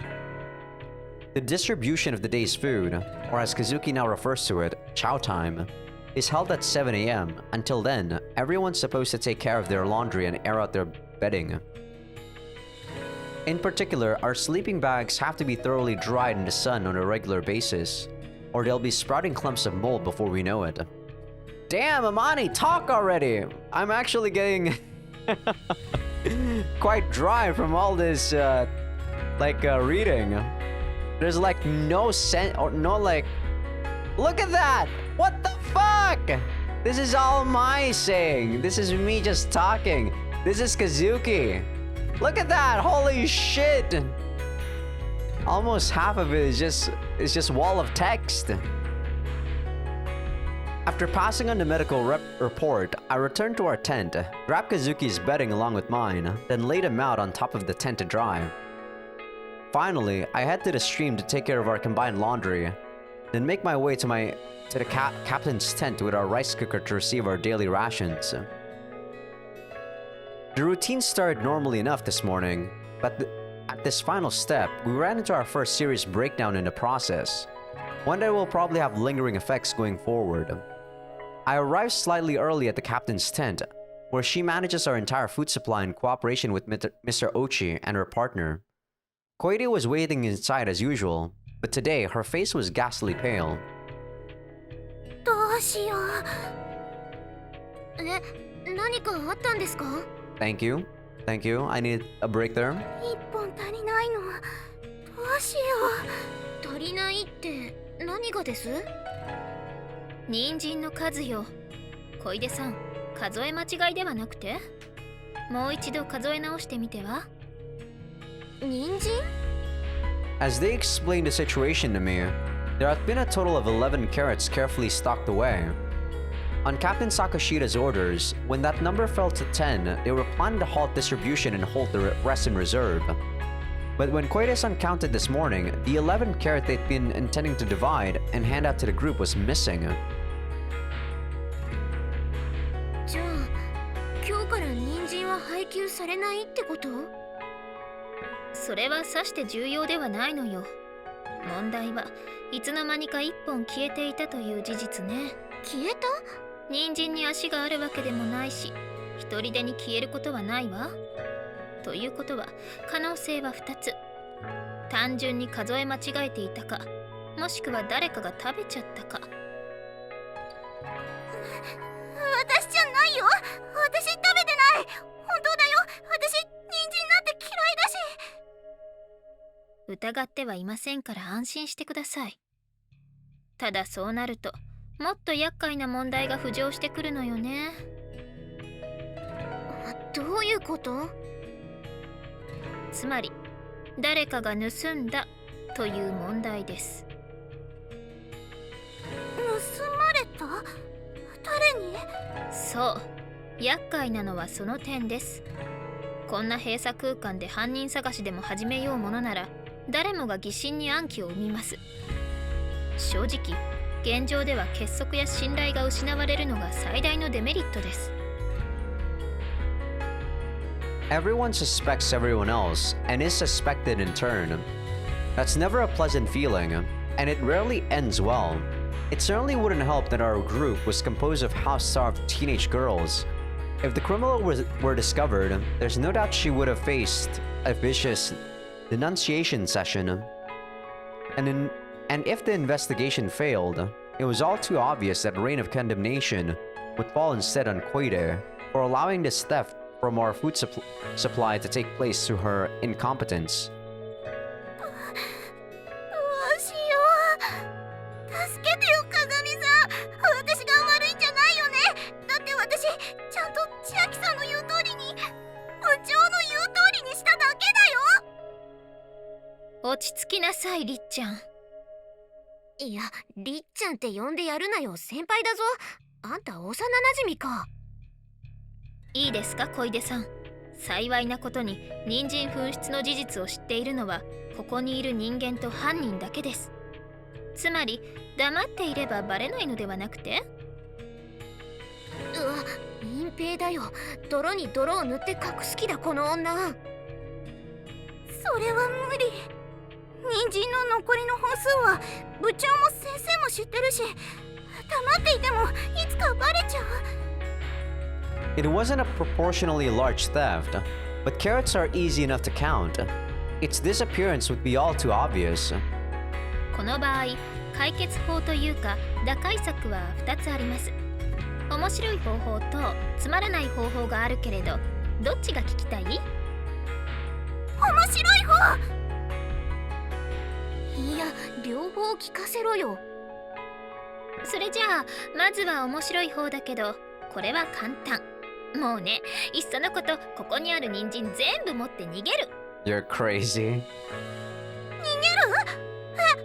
なんで？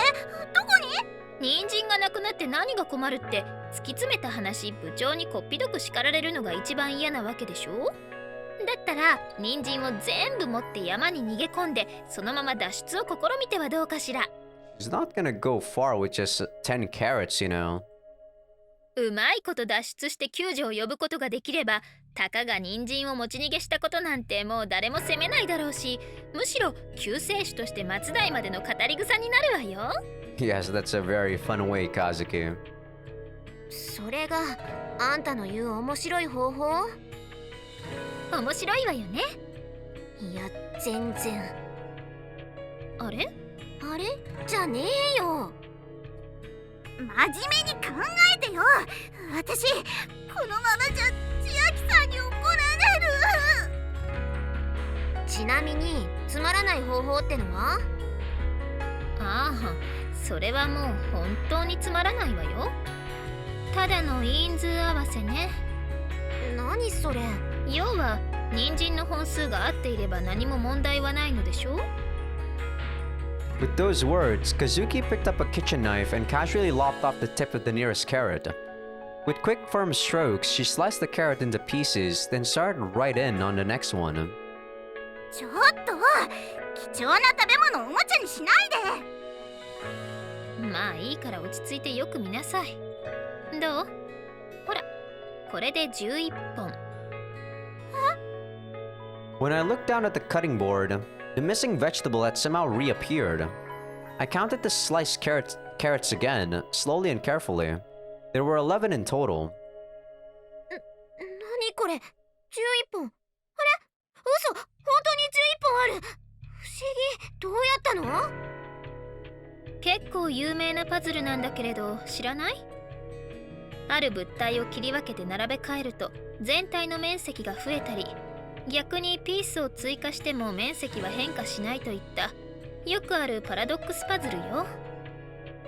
I mean, I get it, but how do you actually form the carrots? Or, I guess as long as the carrots form like a single carrot, it should be okay. So what I'm guessing is that she cuts a portion of each carrots and make a new one. But I guess, you know, technically if you don't line them up, or if you line them up with 11, they're probably going to be smaller in terms of length. あ、そういえばなんかお土産物屋さんの店先で木でできたそんなパズル見たことがある。多分それはペントミノとかそれ系のものだと思うけど、今回私がやったのはもっとずっと単純なものよ。一部が欠けているのが一目でわかるしね。人参の本数がもっと多ければそれに比例して欠損部が小さくなるからバレにくいんだけど。 Yeah, kind of like that. うわー、気持ち悪い。魔女だ。あんた魔女だよ。恐ろしい。 I mean, that would only work if you had pieces that are, you know, similar in size. I don't know. 失礼な。あんまり生意気なことを言うとネズミに変えるわよ。私魔女でもいい。風見さんありがとう。この恩は必ず返すから。いいのよりっちゃん、気にしないで。だからりっちゃん呼ぶなって先輩だっつってんだろ。 Was Koide Senpai aware exactly who she just put herself in debt to? Even so, Kazuki said not to worry about it, so maybe a trick like that doesn't even register as a favor for her. Personally though, I thought her smile at that moment was saying, I don't expect you to be of much use to me anyway, and it sent a bit of a chill down my spine. Either way, I sure as heck didn't have the courage to ask Kazuki for clarification.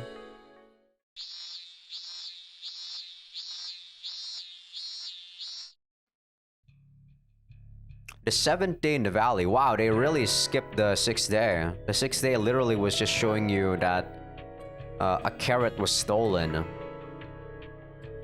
Status quo unchanged. The end. No, I guess that's a bit too extreme, an abridged version. We now spent a solid week shipwrecked. Naturally, no one was running around like chickens with their head cut off anymore. Our lives had taken on the repetitive quality of a long-running television show, gets decayed into a pale imitation of its former self. The kind you keep watching every week out of sheer inertia. Although we were thoroughly sick of eating, or even looking at, the vile plant soup that had become our primary sustenance, its proportion of our diet was only rising. The amount of rice distributed to us was decreasing steadily with each passing day. And even the edible grasses that had seemed so infinitely abundant at first were vanishing with alarming swiftness from the picked-over areas near the entrance to the forest. Everything was in short supply. About the only thing we were gaining more of from day to day was boredom. As we'd grown accustomed to life here, there was a lot less pointless effort being expended, and a lot more time spent sitting around quietly, preserving our energy. Other than that, I suppose we at least had an effectively limitless supply of water from the spring. But since we were all using it heavily, the water needed to be boiled before we could drink. There were a number of people who found this delay irritating, sometimes skipping it entirely, myself among them. But Kazuki strongly recommended that we heat the water to 170 degrees for at least a minute. 170? I'm guessing that's Fahrenheit. That can't be right, 170. In order to kill the bacteria likely proliferating in the stream. And in fact, it seemed that chronic diarrhea had begun to spread among those who continued to drink the water raw. 下痢で思い出した。あ、びっくりした。急に大きな声を出さないでといつも言っているでしょうに、あなたは本当にもう何なのかしら。私を驚かすのがあなたの中で静かなブームを巻き起こしているとでも言うの？ Damn, that was fast and long. あ、ごめん。とりあえず息継ぎをしよう。死んじゃうよ。次やったらお尻をぶつわよ。いや、シャーからごめんって。それより聞いて。何なの？トイレを作ろうよ。は？なぜ病原菌の発生源をわざわざ。あ、いや、そうか。今のうちにガソリンを。なるほど。まずプラスが1ね。カズキ？ When I tentatively called her name, Kazuki instantly thrust up her right index finger. You could use it as like, what do you call it? Damn it. What is it called in English, damn you? In Indonesia, it's called pupuk. Fertilizer, there we go. This was her signal for wait 10 seconds. If I ignored this command and kept talking, I knew all too well Kazuki would fire right back with a forceful, "Don't spew out gobs of wordless noise at me when I'm not ready to listen." Then glare at me with her deep dark eyes full of cold scorn, muttering, almost like a television in human form, in the disgusted tone of someone pulled out of bed by a telemarketer. I'd quickly learned to respect the signal. By now, one finger in the air from Kazuki and I fell instantly silent for 10 seconds. You could practically see my tail drooping between my legs like a dog given a firm command to wait. Honestly, I felt a little perverse admiration at how well she trained me. いいアイデアだと思うわ。I had no idea what sort of calculations Kazuki ran through in those 10 seconds to reverse her initial decision. Maybe she projected the pluses and minuses of building an outhouse through the next decade or so. Man, Amane, are you really that dumb? She's not all that... I mean, she's smart, but she's not gonna see what happens in the next 10 years. You're crazy. Whatever the case, I had her permission to proceed with the toilet construction plan. With that settled, I headed off to ask Captain Sakashira's opinion on the matter. Admittedly, for the sake of form more than anything else. 風見さんは何て言っているの？どうせ風見さんが許可を出したから私のところに来たのでしょ？まあ。だったら勝手にすれば？そうやっていちいち私に責任を押し付けないと気が済まないの？別にそういうわけじゃ。Every student club in our school had its factional disputes. In particular, the sports teams were notorious for their bitter infighting. You could fill a book with the petty spats that rage every year. Our basketball team was no exception from the rule, but it was somewhat unusual in that our conflicts never got too serious. The reason for that lay at the top. Captain Sakashira's charismatic presence would be a nice way to spin it, but to make a long story short, everyone was too afraid of her powerful family to risk making an enemy out of her. I see. But out here, her parents' influence was no longer a prop to her authority, and as our focus narrowed to the problems immediately before us, some potential future reprisal? I think I said that correctly. Was the last thing on anyone's mind. In other words, the captain's position was growing uncertain. Our education in that school for rich young ladies might not have provided us with many practical skills, but there was one noticeable exception. It had instilled in us a sharp sense of smell. That is to say, the ability to sniff out the winning horse in any given race. I hope you're not hearing that. There's something outside of my house. The smell of a clear winner always attracts a crowd, even when they lie at rest. Over the several days we'd spent in the valley, the number of people surrounding Captain Sakashira had visibly declined. Our only consistent companion was Koide Ritsu, bound to her by a simplistic sense of obligation. もういいよ、アマネ。行こう。 As I stood stock still in front of the captain, trying in vain to find some response to her words, my fellow freshman Ibuki Haruna pulled me away by the hand. Ibuki Haruna, the only child of the president of a corporation, headquartered in Kasukabe, that imported and sold luxury foreign cars. In Kazuki's opinion, decidedly insolent despite her total ignorance of the ways of the world. Listless and lazy to boot, an exemplary child of the modern era. And in the opinion of her dorm roommate Sakuma, a total coward at heart despite constantly acting tough. And she doesn't even realize everyone knows it. だいたいさ、アマネはいい子すぎなんだよ。善人なんて損するだけだって。そう言われてもな。Now they actually tell us the backstory of these girls. It would have been nicer if they kinda told us at the start, you know? So that some of their... attitudes make sense. Or the power dynamic at least. Personally, the idea of gaining personal profit at the expense of being despised by others never really appealed to me. My mom always raised me not to be a nuisance to others. Live your life so as you earn folks' gratitude, not their scorn. Jesus. うちはほら、会社の輸入とかやっているでしょ。もうね、びっくりするよ。特にイタリア人。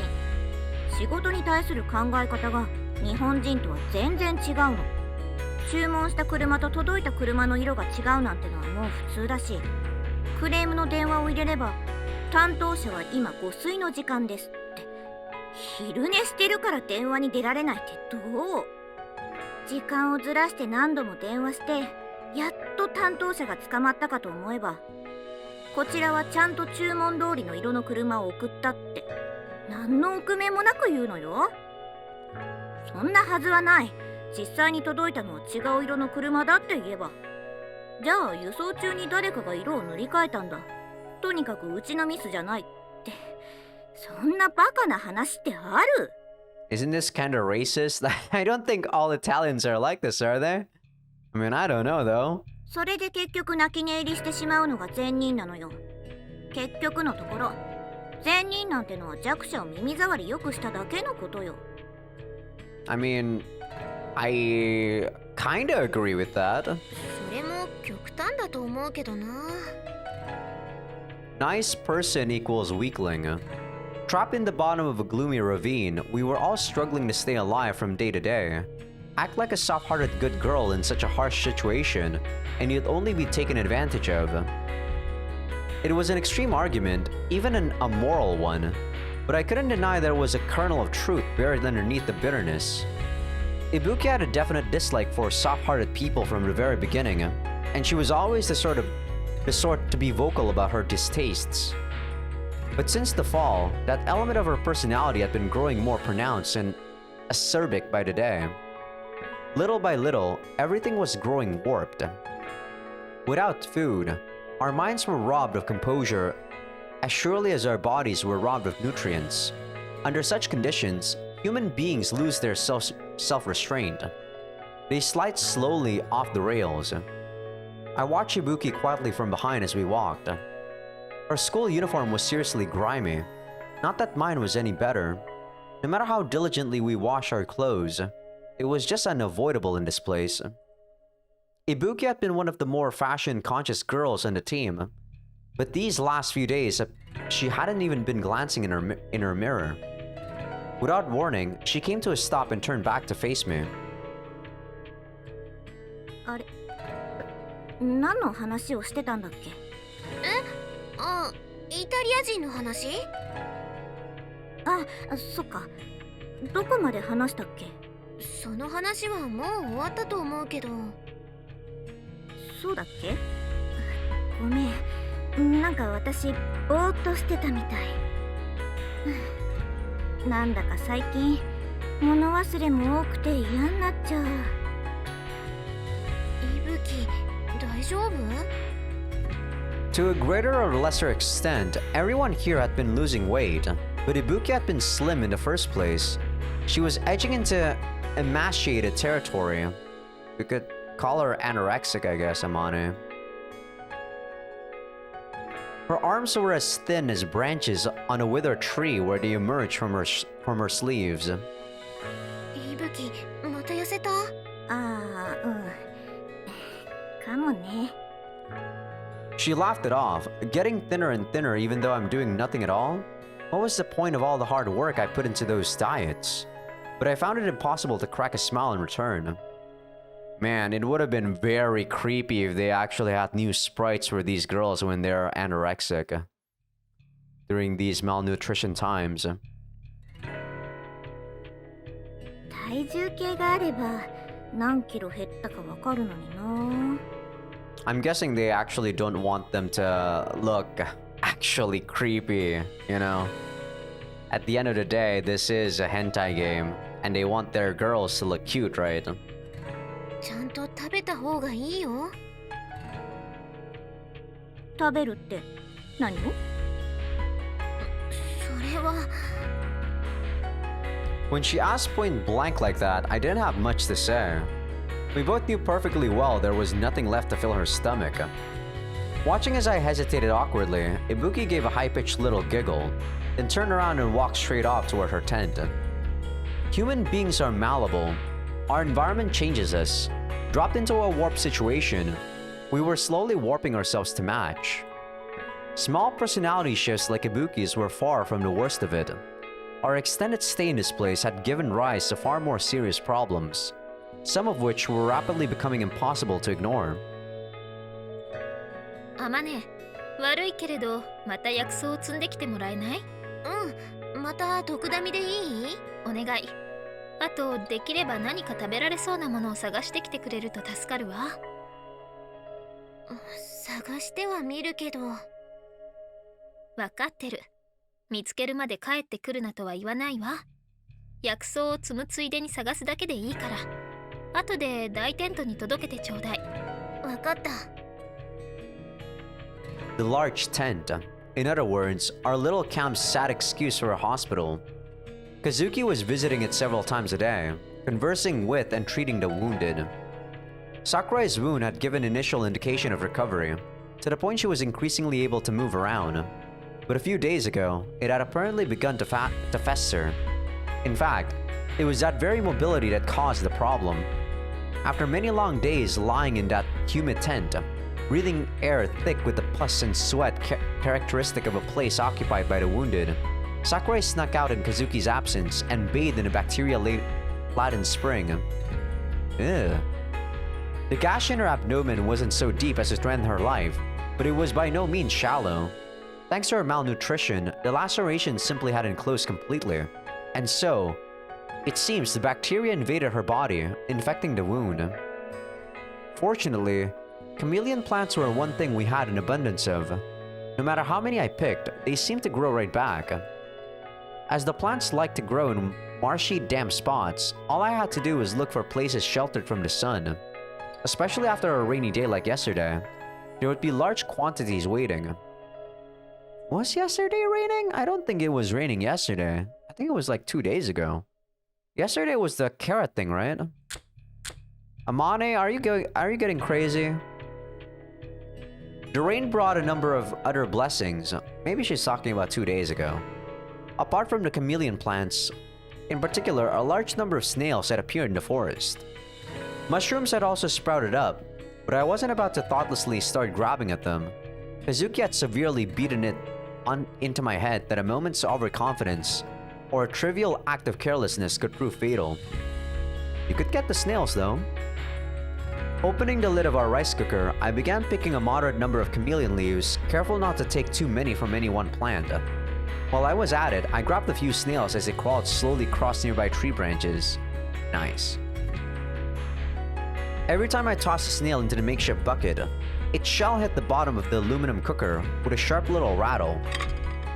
Hearing that sound drove home the realization that I'd been reduced to viewing slugs as food, and a surge of self-pity abruptly welled up inside me. I mean, what? We eat snails all the time! Don't you know escargot? Amane, what the fuck? Of course they're food! Have you never eaten snails before? The fuck? Jesus Christ.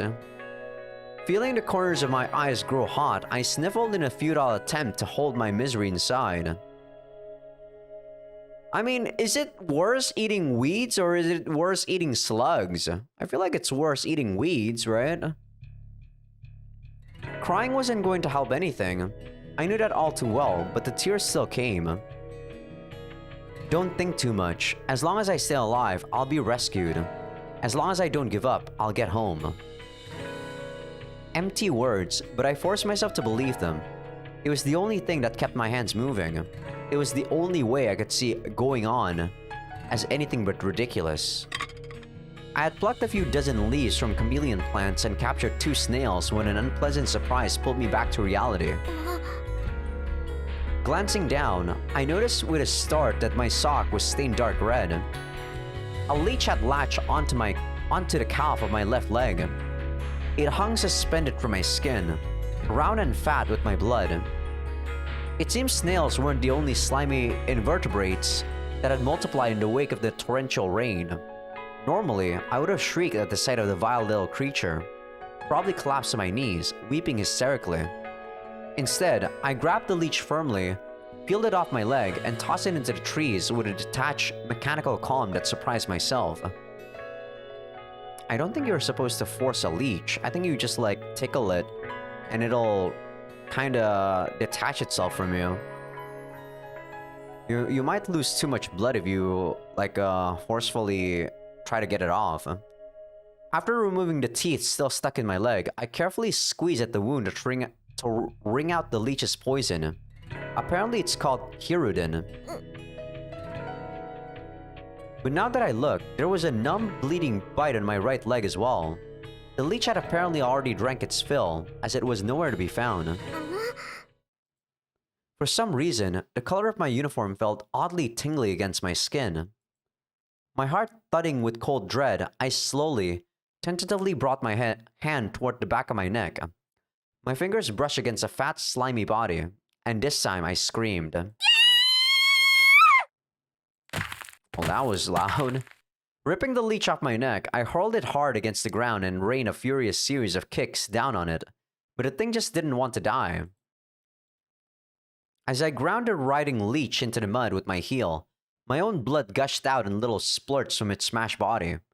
I was seized by such an intense, dizzying spasm of sheer loathing that I thought I might pass out on the spot. I couldn't take this anymore. I just couldn't. Lukewarm blood trickled endlessly down the back of my neck. I pressed my hand against the wound, but it just wouldn't stop. The strip was over. Just as I decided to head back, I casually glanced up at the sound of a slight rustling from above. And in the next instant, a number of leeches came raining down from the overlapping tree branches overhead, aiming for me. Clutching the musket tightly to my chest, I ran stumbling out of the forest as fast as my legs would carry me. Listen very carefully, city dwellers. I'm willing to bet some of y'all have been known to say things like, "I love nature." Being out in the green hills Being out in the green heals my soul, or whatever, yes? Well, if you ever find yourself in need of a broken nose, try repeating it when I'm in the room. Those tiny little trails you hike down with their trimmed trees and color-coded maps, and porta potties and rest stations. That's an artificial playground for human beings. In that moment, watching the unceasing trickle of blood seeping into my uniform, I came to hate nature from the bottom of my heart. いい加減にしなさい。こんな食事でも食べられない子もいるのよ。When I returned with the mess kit, covered in my own blood, I heard a snarling voice inside the large tent. Captain Sakashira's here? I hesitated for a moment at the entrance.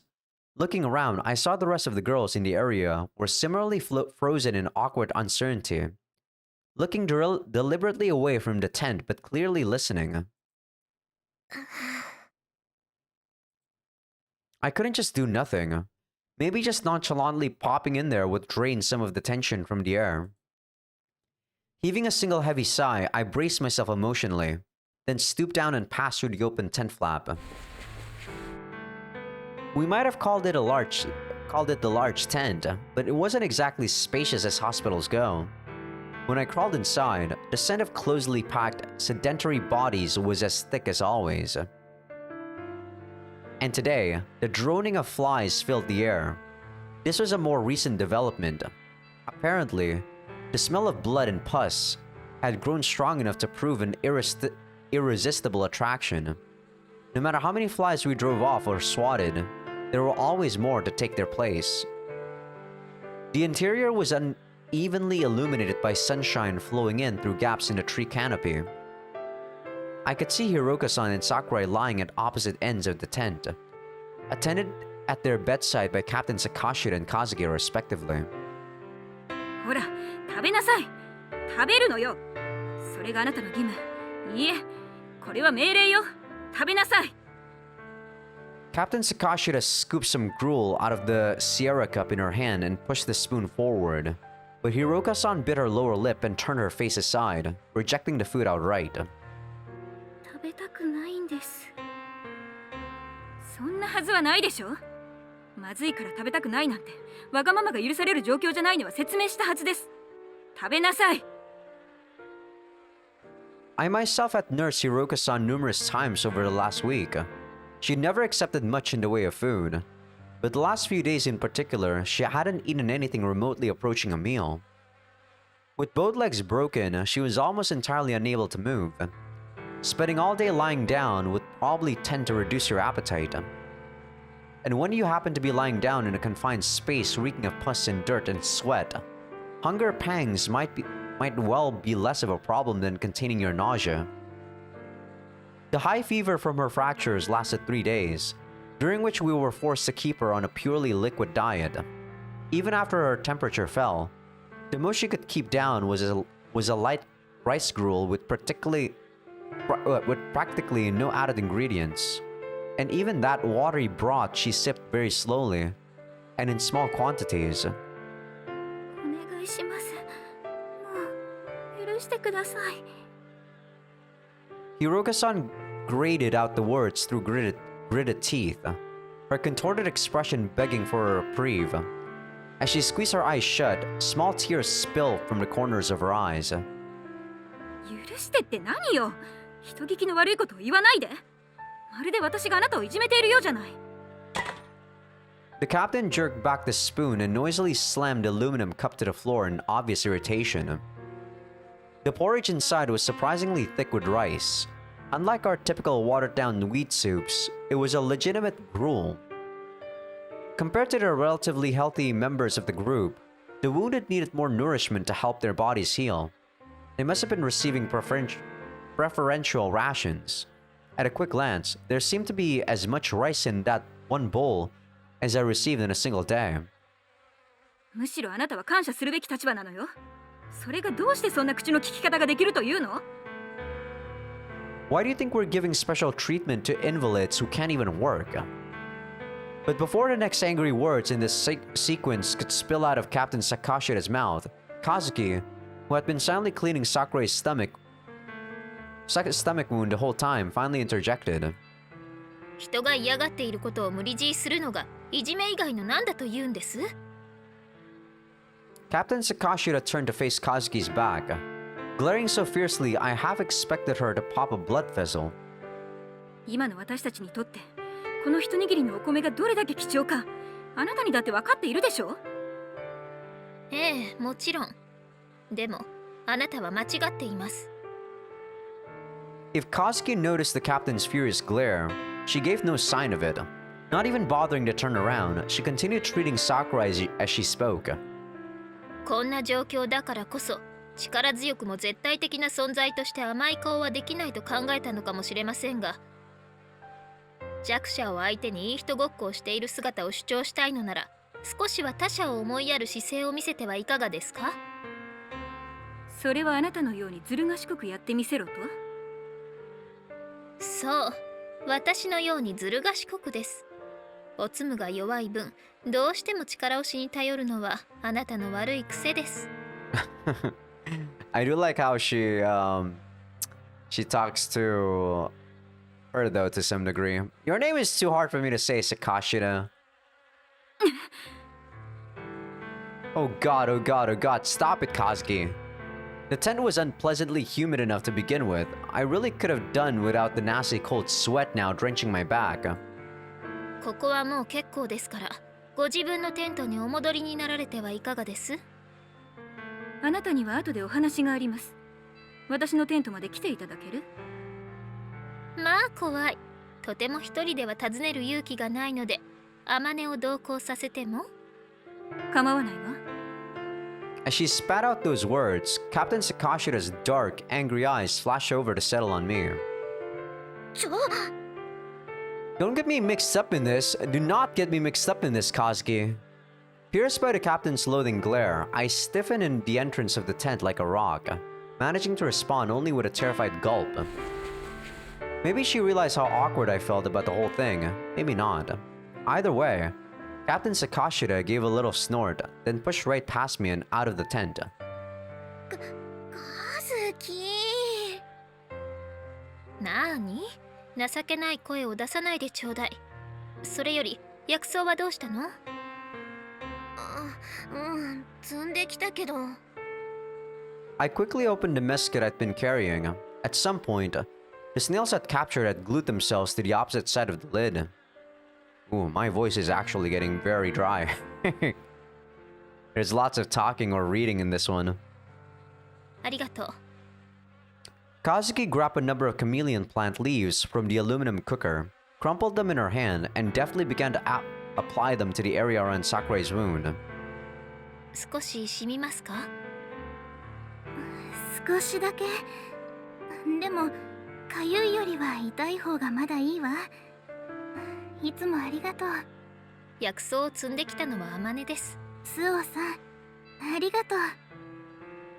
いえ、どういたしまして。Sakurai senpai was as placid and soft-spoken as always.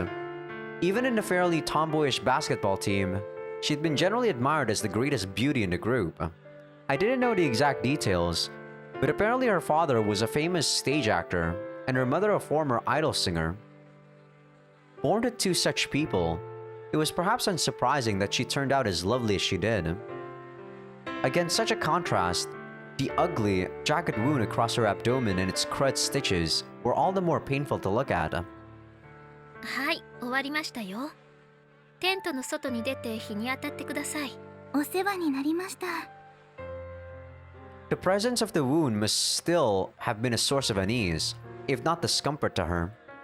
As Sakurai slowly rose from the ground, her hands softly traced the gash from above the freshly applied bandages. With a brief polite bow to Kazuki, she quietly crawled out of the tent. こんな状況でも美人なんだね、桜井先輩。そのこと、あまり本人の前では言わない方がいいわね。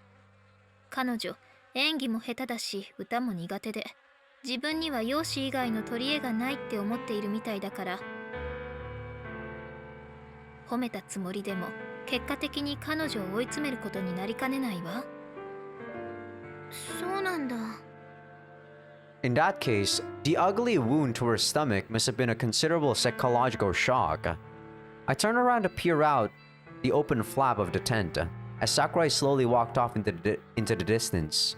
Her shoulders seemed to be sagging. 金田さんのように顔の怪我じゃなかっただけ幸運だと思わなければね。To be sure, that would have been even harder on her. But Kaneda herself didn't seem particularly depressed. Maybe she was just counting herself lucky to have survived. I suppose she might just have been the sort not to sweat the small stuff.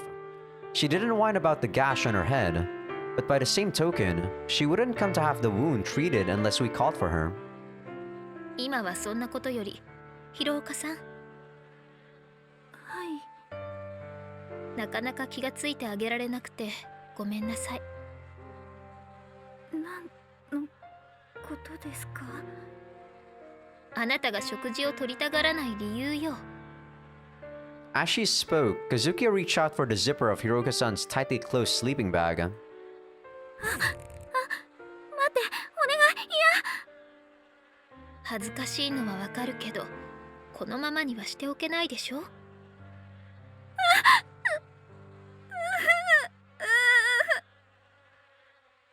Kazuki's voice was far more gentle than I'd ever heard it before.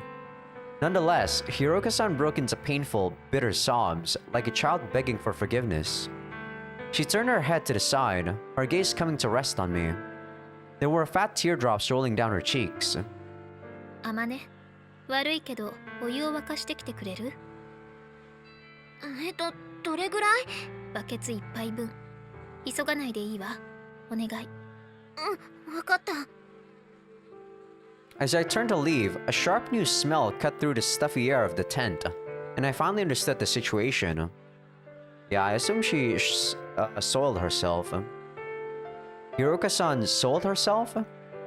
Right. At the moment, she couldn't even stand up on her own power.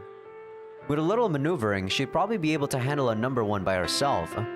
But a number 2 would absolutely require external assistance. Hiroka-san had always been the most timid and introverted member of our team.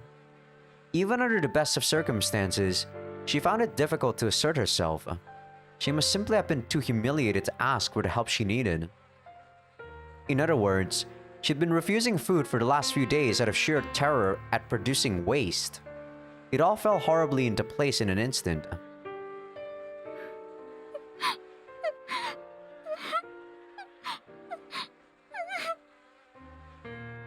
Her body racked with sobs, Hiroka-san buried her face into her hands. Kazuki spoke to her again, her voice like a comforting caress. I guess when you're at that age, soiling yourself again would probably be a huge mental shock. Especially if you can't even take care of the waste after that, right? 気にすることはないわ。生きていれば当たり前のことなのだから。I do think Kazuki is a bit too, like kind-hearted though. Like I said, if I were in her shoes, I don't know, man. There'd just be too many abnormalities or too many, too many variables. Like basically, by staying in this group, the variable changes are too big. The chances for her to survive is very low. I definitely would have taken my chances alone. She's way too kind. Slightly unsettled by Kazuki's uncharacteristic kindness, I hastily left the tent. なんだよ、和樹のやつ。私にはあんな優しい顔絶対しないくせにさ。All of a sudden, there was a complex and intense mixture of feelings. Unease, irritation, anxiety, and others I couldn't quite put into words, swirling unpleasantly around in my chest. そんなに広岡が可愛いなら、あいつと付き合えばいいじゃんかよ。Hold on a second here, self. What did you just say?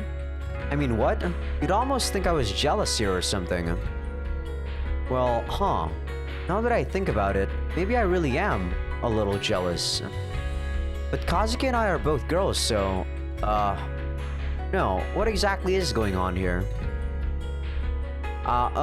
Sometimes pet dogs get all cranky when they see their master doting on someone else's mutt. Maybe this is something similar. I knew it was downright weird for me to be feeling this way, but the irritation was real, and it wasn't going away. Maybe I should just throw away my dignity to the wind and give her a nasty bite the next time she tries to give me a treat. あなた今変なこと考えているでしょう。何のこと？私はあなたを一番信頼しているし、あなたに一番頼っているのは事実よ。The fact that you have to be reminded of this, Amane, is so... I don't know. I mean, I said this throughout all the... all the beginning of our route, but I really dislike Amane. 私がどこへ行こうと結局最後にはあなたのところへ帰ってくるのだから、あなたはどっしりと構えて待っていればいいのよ。 Like hell, even when she's not slutty, I feel like there's just something wrong with her. She rubs me the wrong way. 何言ってるの？わからない。私にはあなたが必要だってそう言っているのよ。あまね、こっちにいらっしゃい。なんで？首のところ血が出てるわ。あ、これはヒルに噛まれて痛くないから平気だよ。血が止まっていないじゃない。そのままにしておけば何時間も止まらないわよ。いいからいらっしゃい。Kazuki reached her small arms up, drawing my head down toward her, then pressed her lips against the scruff of my neck. After briefly running her tongue along the area of the leech bite, she began to suck up on the wound. Damn you, what is this shit? No, this better not be Amane! いや、カズキ、そんなに強く吸ったら出ちゃうよ。Amane, no. No! 全部吸い出してあげるわ。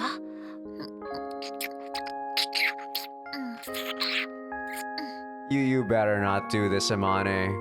Are you serious? What the hell is this? Why does this have to be so pointlessly erotic? Even the game is kind of self-aware at this point. Amane...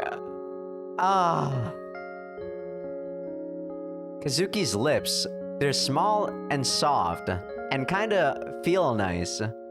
I can't believe this is happening. This isn't good. Now I'm getting in a weird mood. She sucked the blood and anticoagulant out of my neck until her mouth was full, spat it out, then came right back for more. I understood she was performing medical treatment, but every time Kazuki's lips touched me, my body quivered. Every time she exhaled through her nose, her breath tickled my cheek, and strange little noises leaked out of my mouth. This better not be a sex scene, damn it! Damn it, Amane!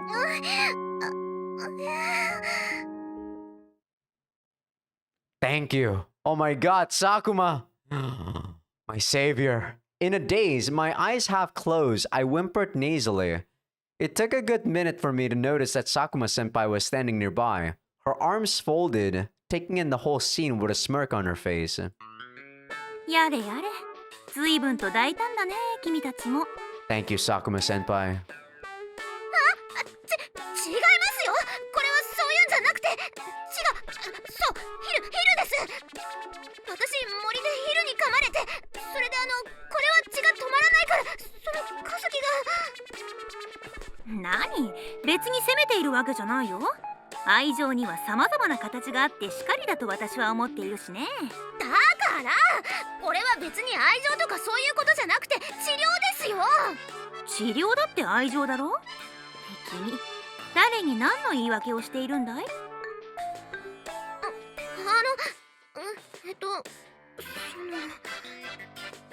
アマネをいじめると楽しいのは理解できますけど、それはペアである私の特権です。あまりアマネをからかわないでください、佐久間先輩。横暴だな。アマネはみんなのアマネだよ。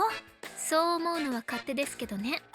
それで私のアマネに何かご用でも？意外と独占欲が強いな君。まあいいさ。トイレを作るんだろ。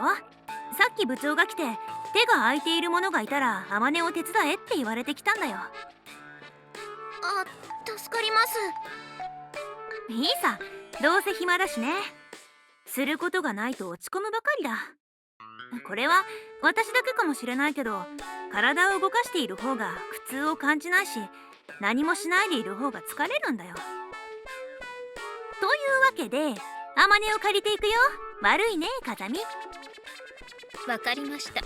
くれぐれも大切に扱ってくださいね。小月、いいんだよ。いつもそばにいる便利な女だと思われていると苦労ばかりが増えるよ。たまには距離を置くのも悪くはないさ。ほら行くよ。はい。Alright, I needed to take a break after that. Whew. Saved by Sakuma Senpai, thank you. Bless your soul, Sakuma Senpai. セーブしますか？ Man, I hate Amane. Oh my god, I can't believe that almost happened in the flashback. An angelic howl. Damn you, Amane. How dare you do that? Whew. As you can see though, wow, I actually haven't played this game for about a week. I did record 2 episodes though, so that's pretty nice. And tomorrow I will be recording some more, because I will have the time. But thank God I didn't have to edit anything there. I would have been very... Like, my opinion of Amane would be very much dropping to the negatives if there was a sex scene at that point. I do think in the second game there's like an omake though, where they actually did put a sex scene there. But those things are like not canon, I think. It's like just sex scenes for people to fap to, I guess. It's so weird. Damn you hentai games, the games that I play, man. Alright, enough of that. Hope you guys enjoyed the episode. Give it a like, subscribe if you want to. And yeah, I'll see you guys next time. This video will be up on Patreon a bit early, like I said. Because there's no sex scenes, nothing to worry about. Hell yeah. But I'll see you guys next time. Peace out.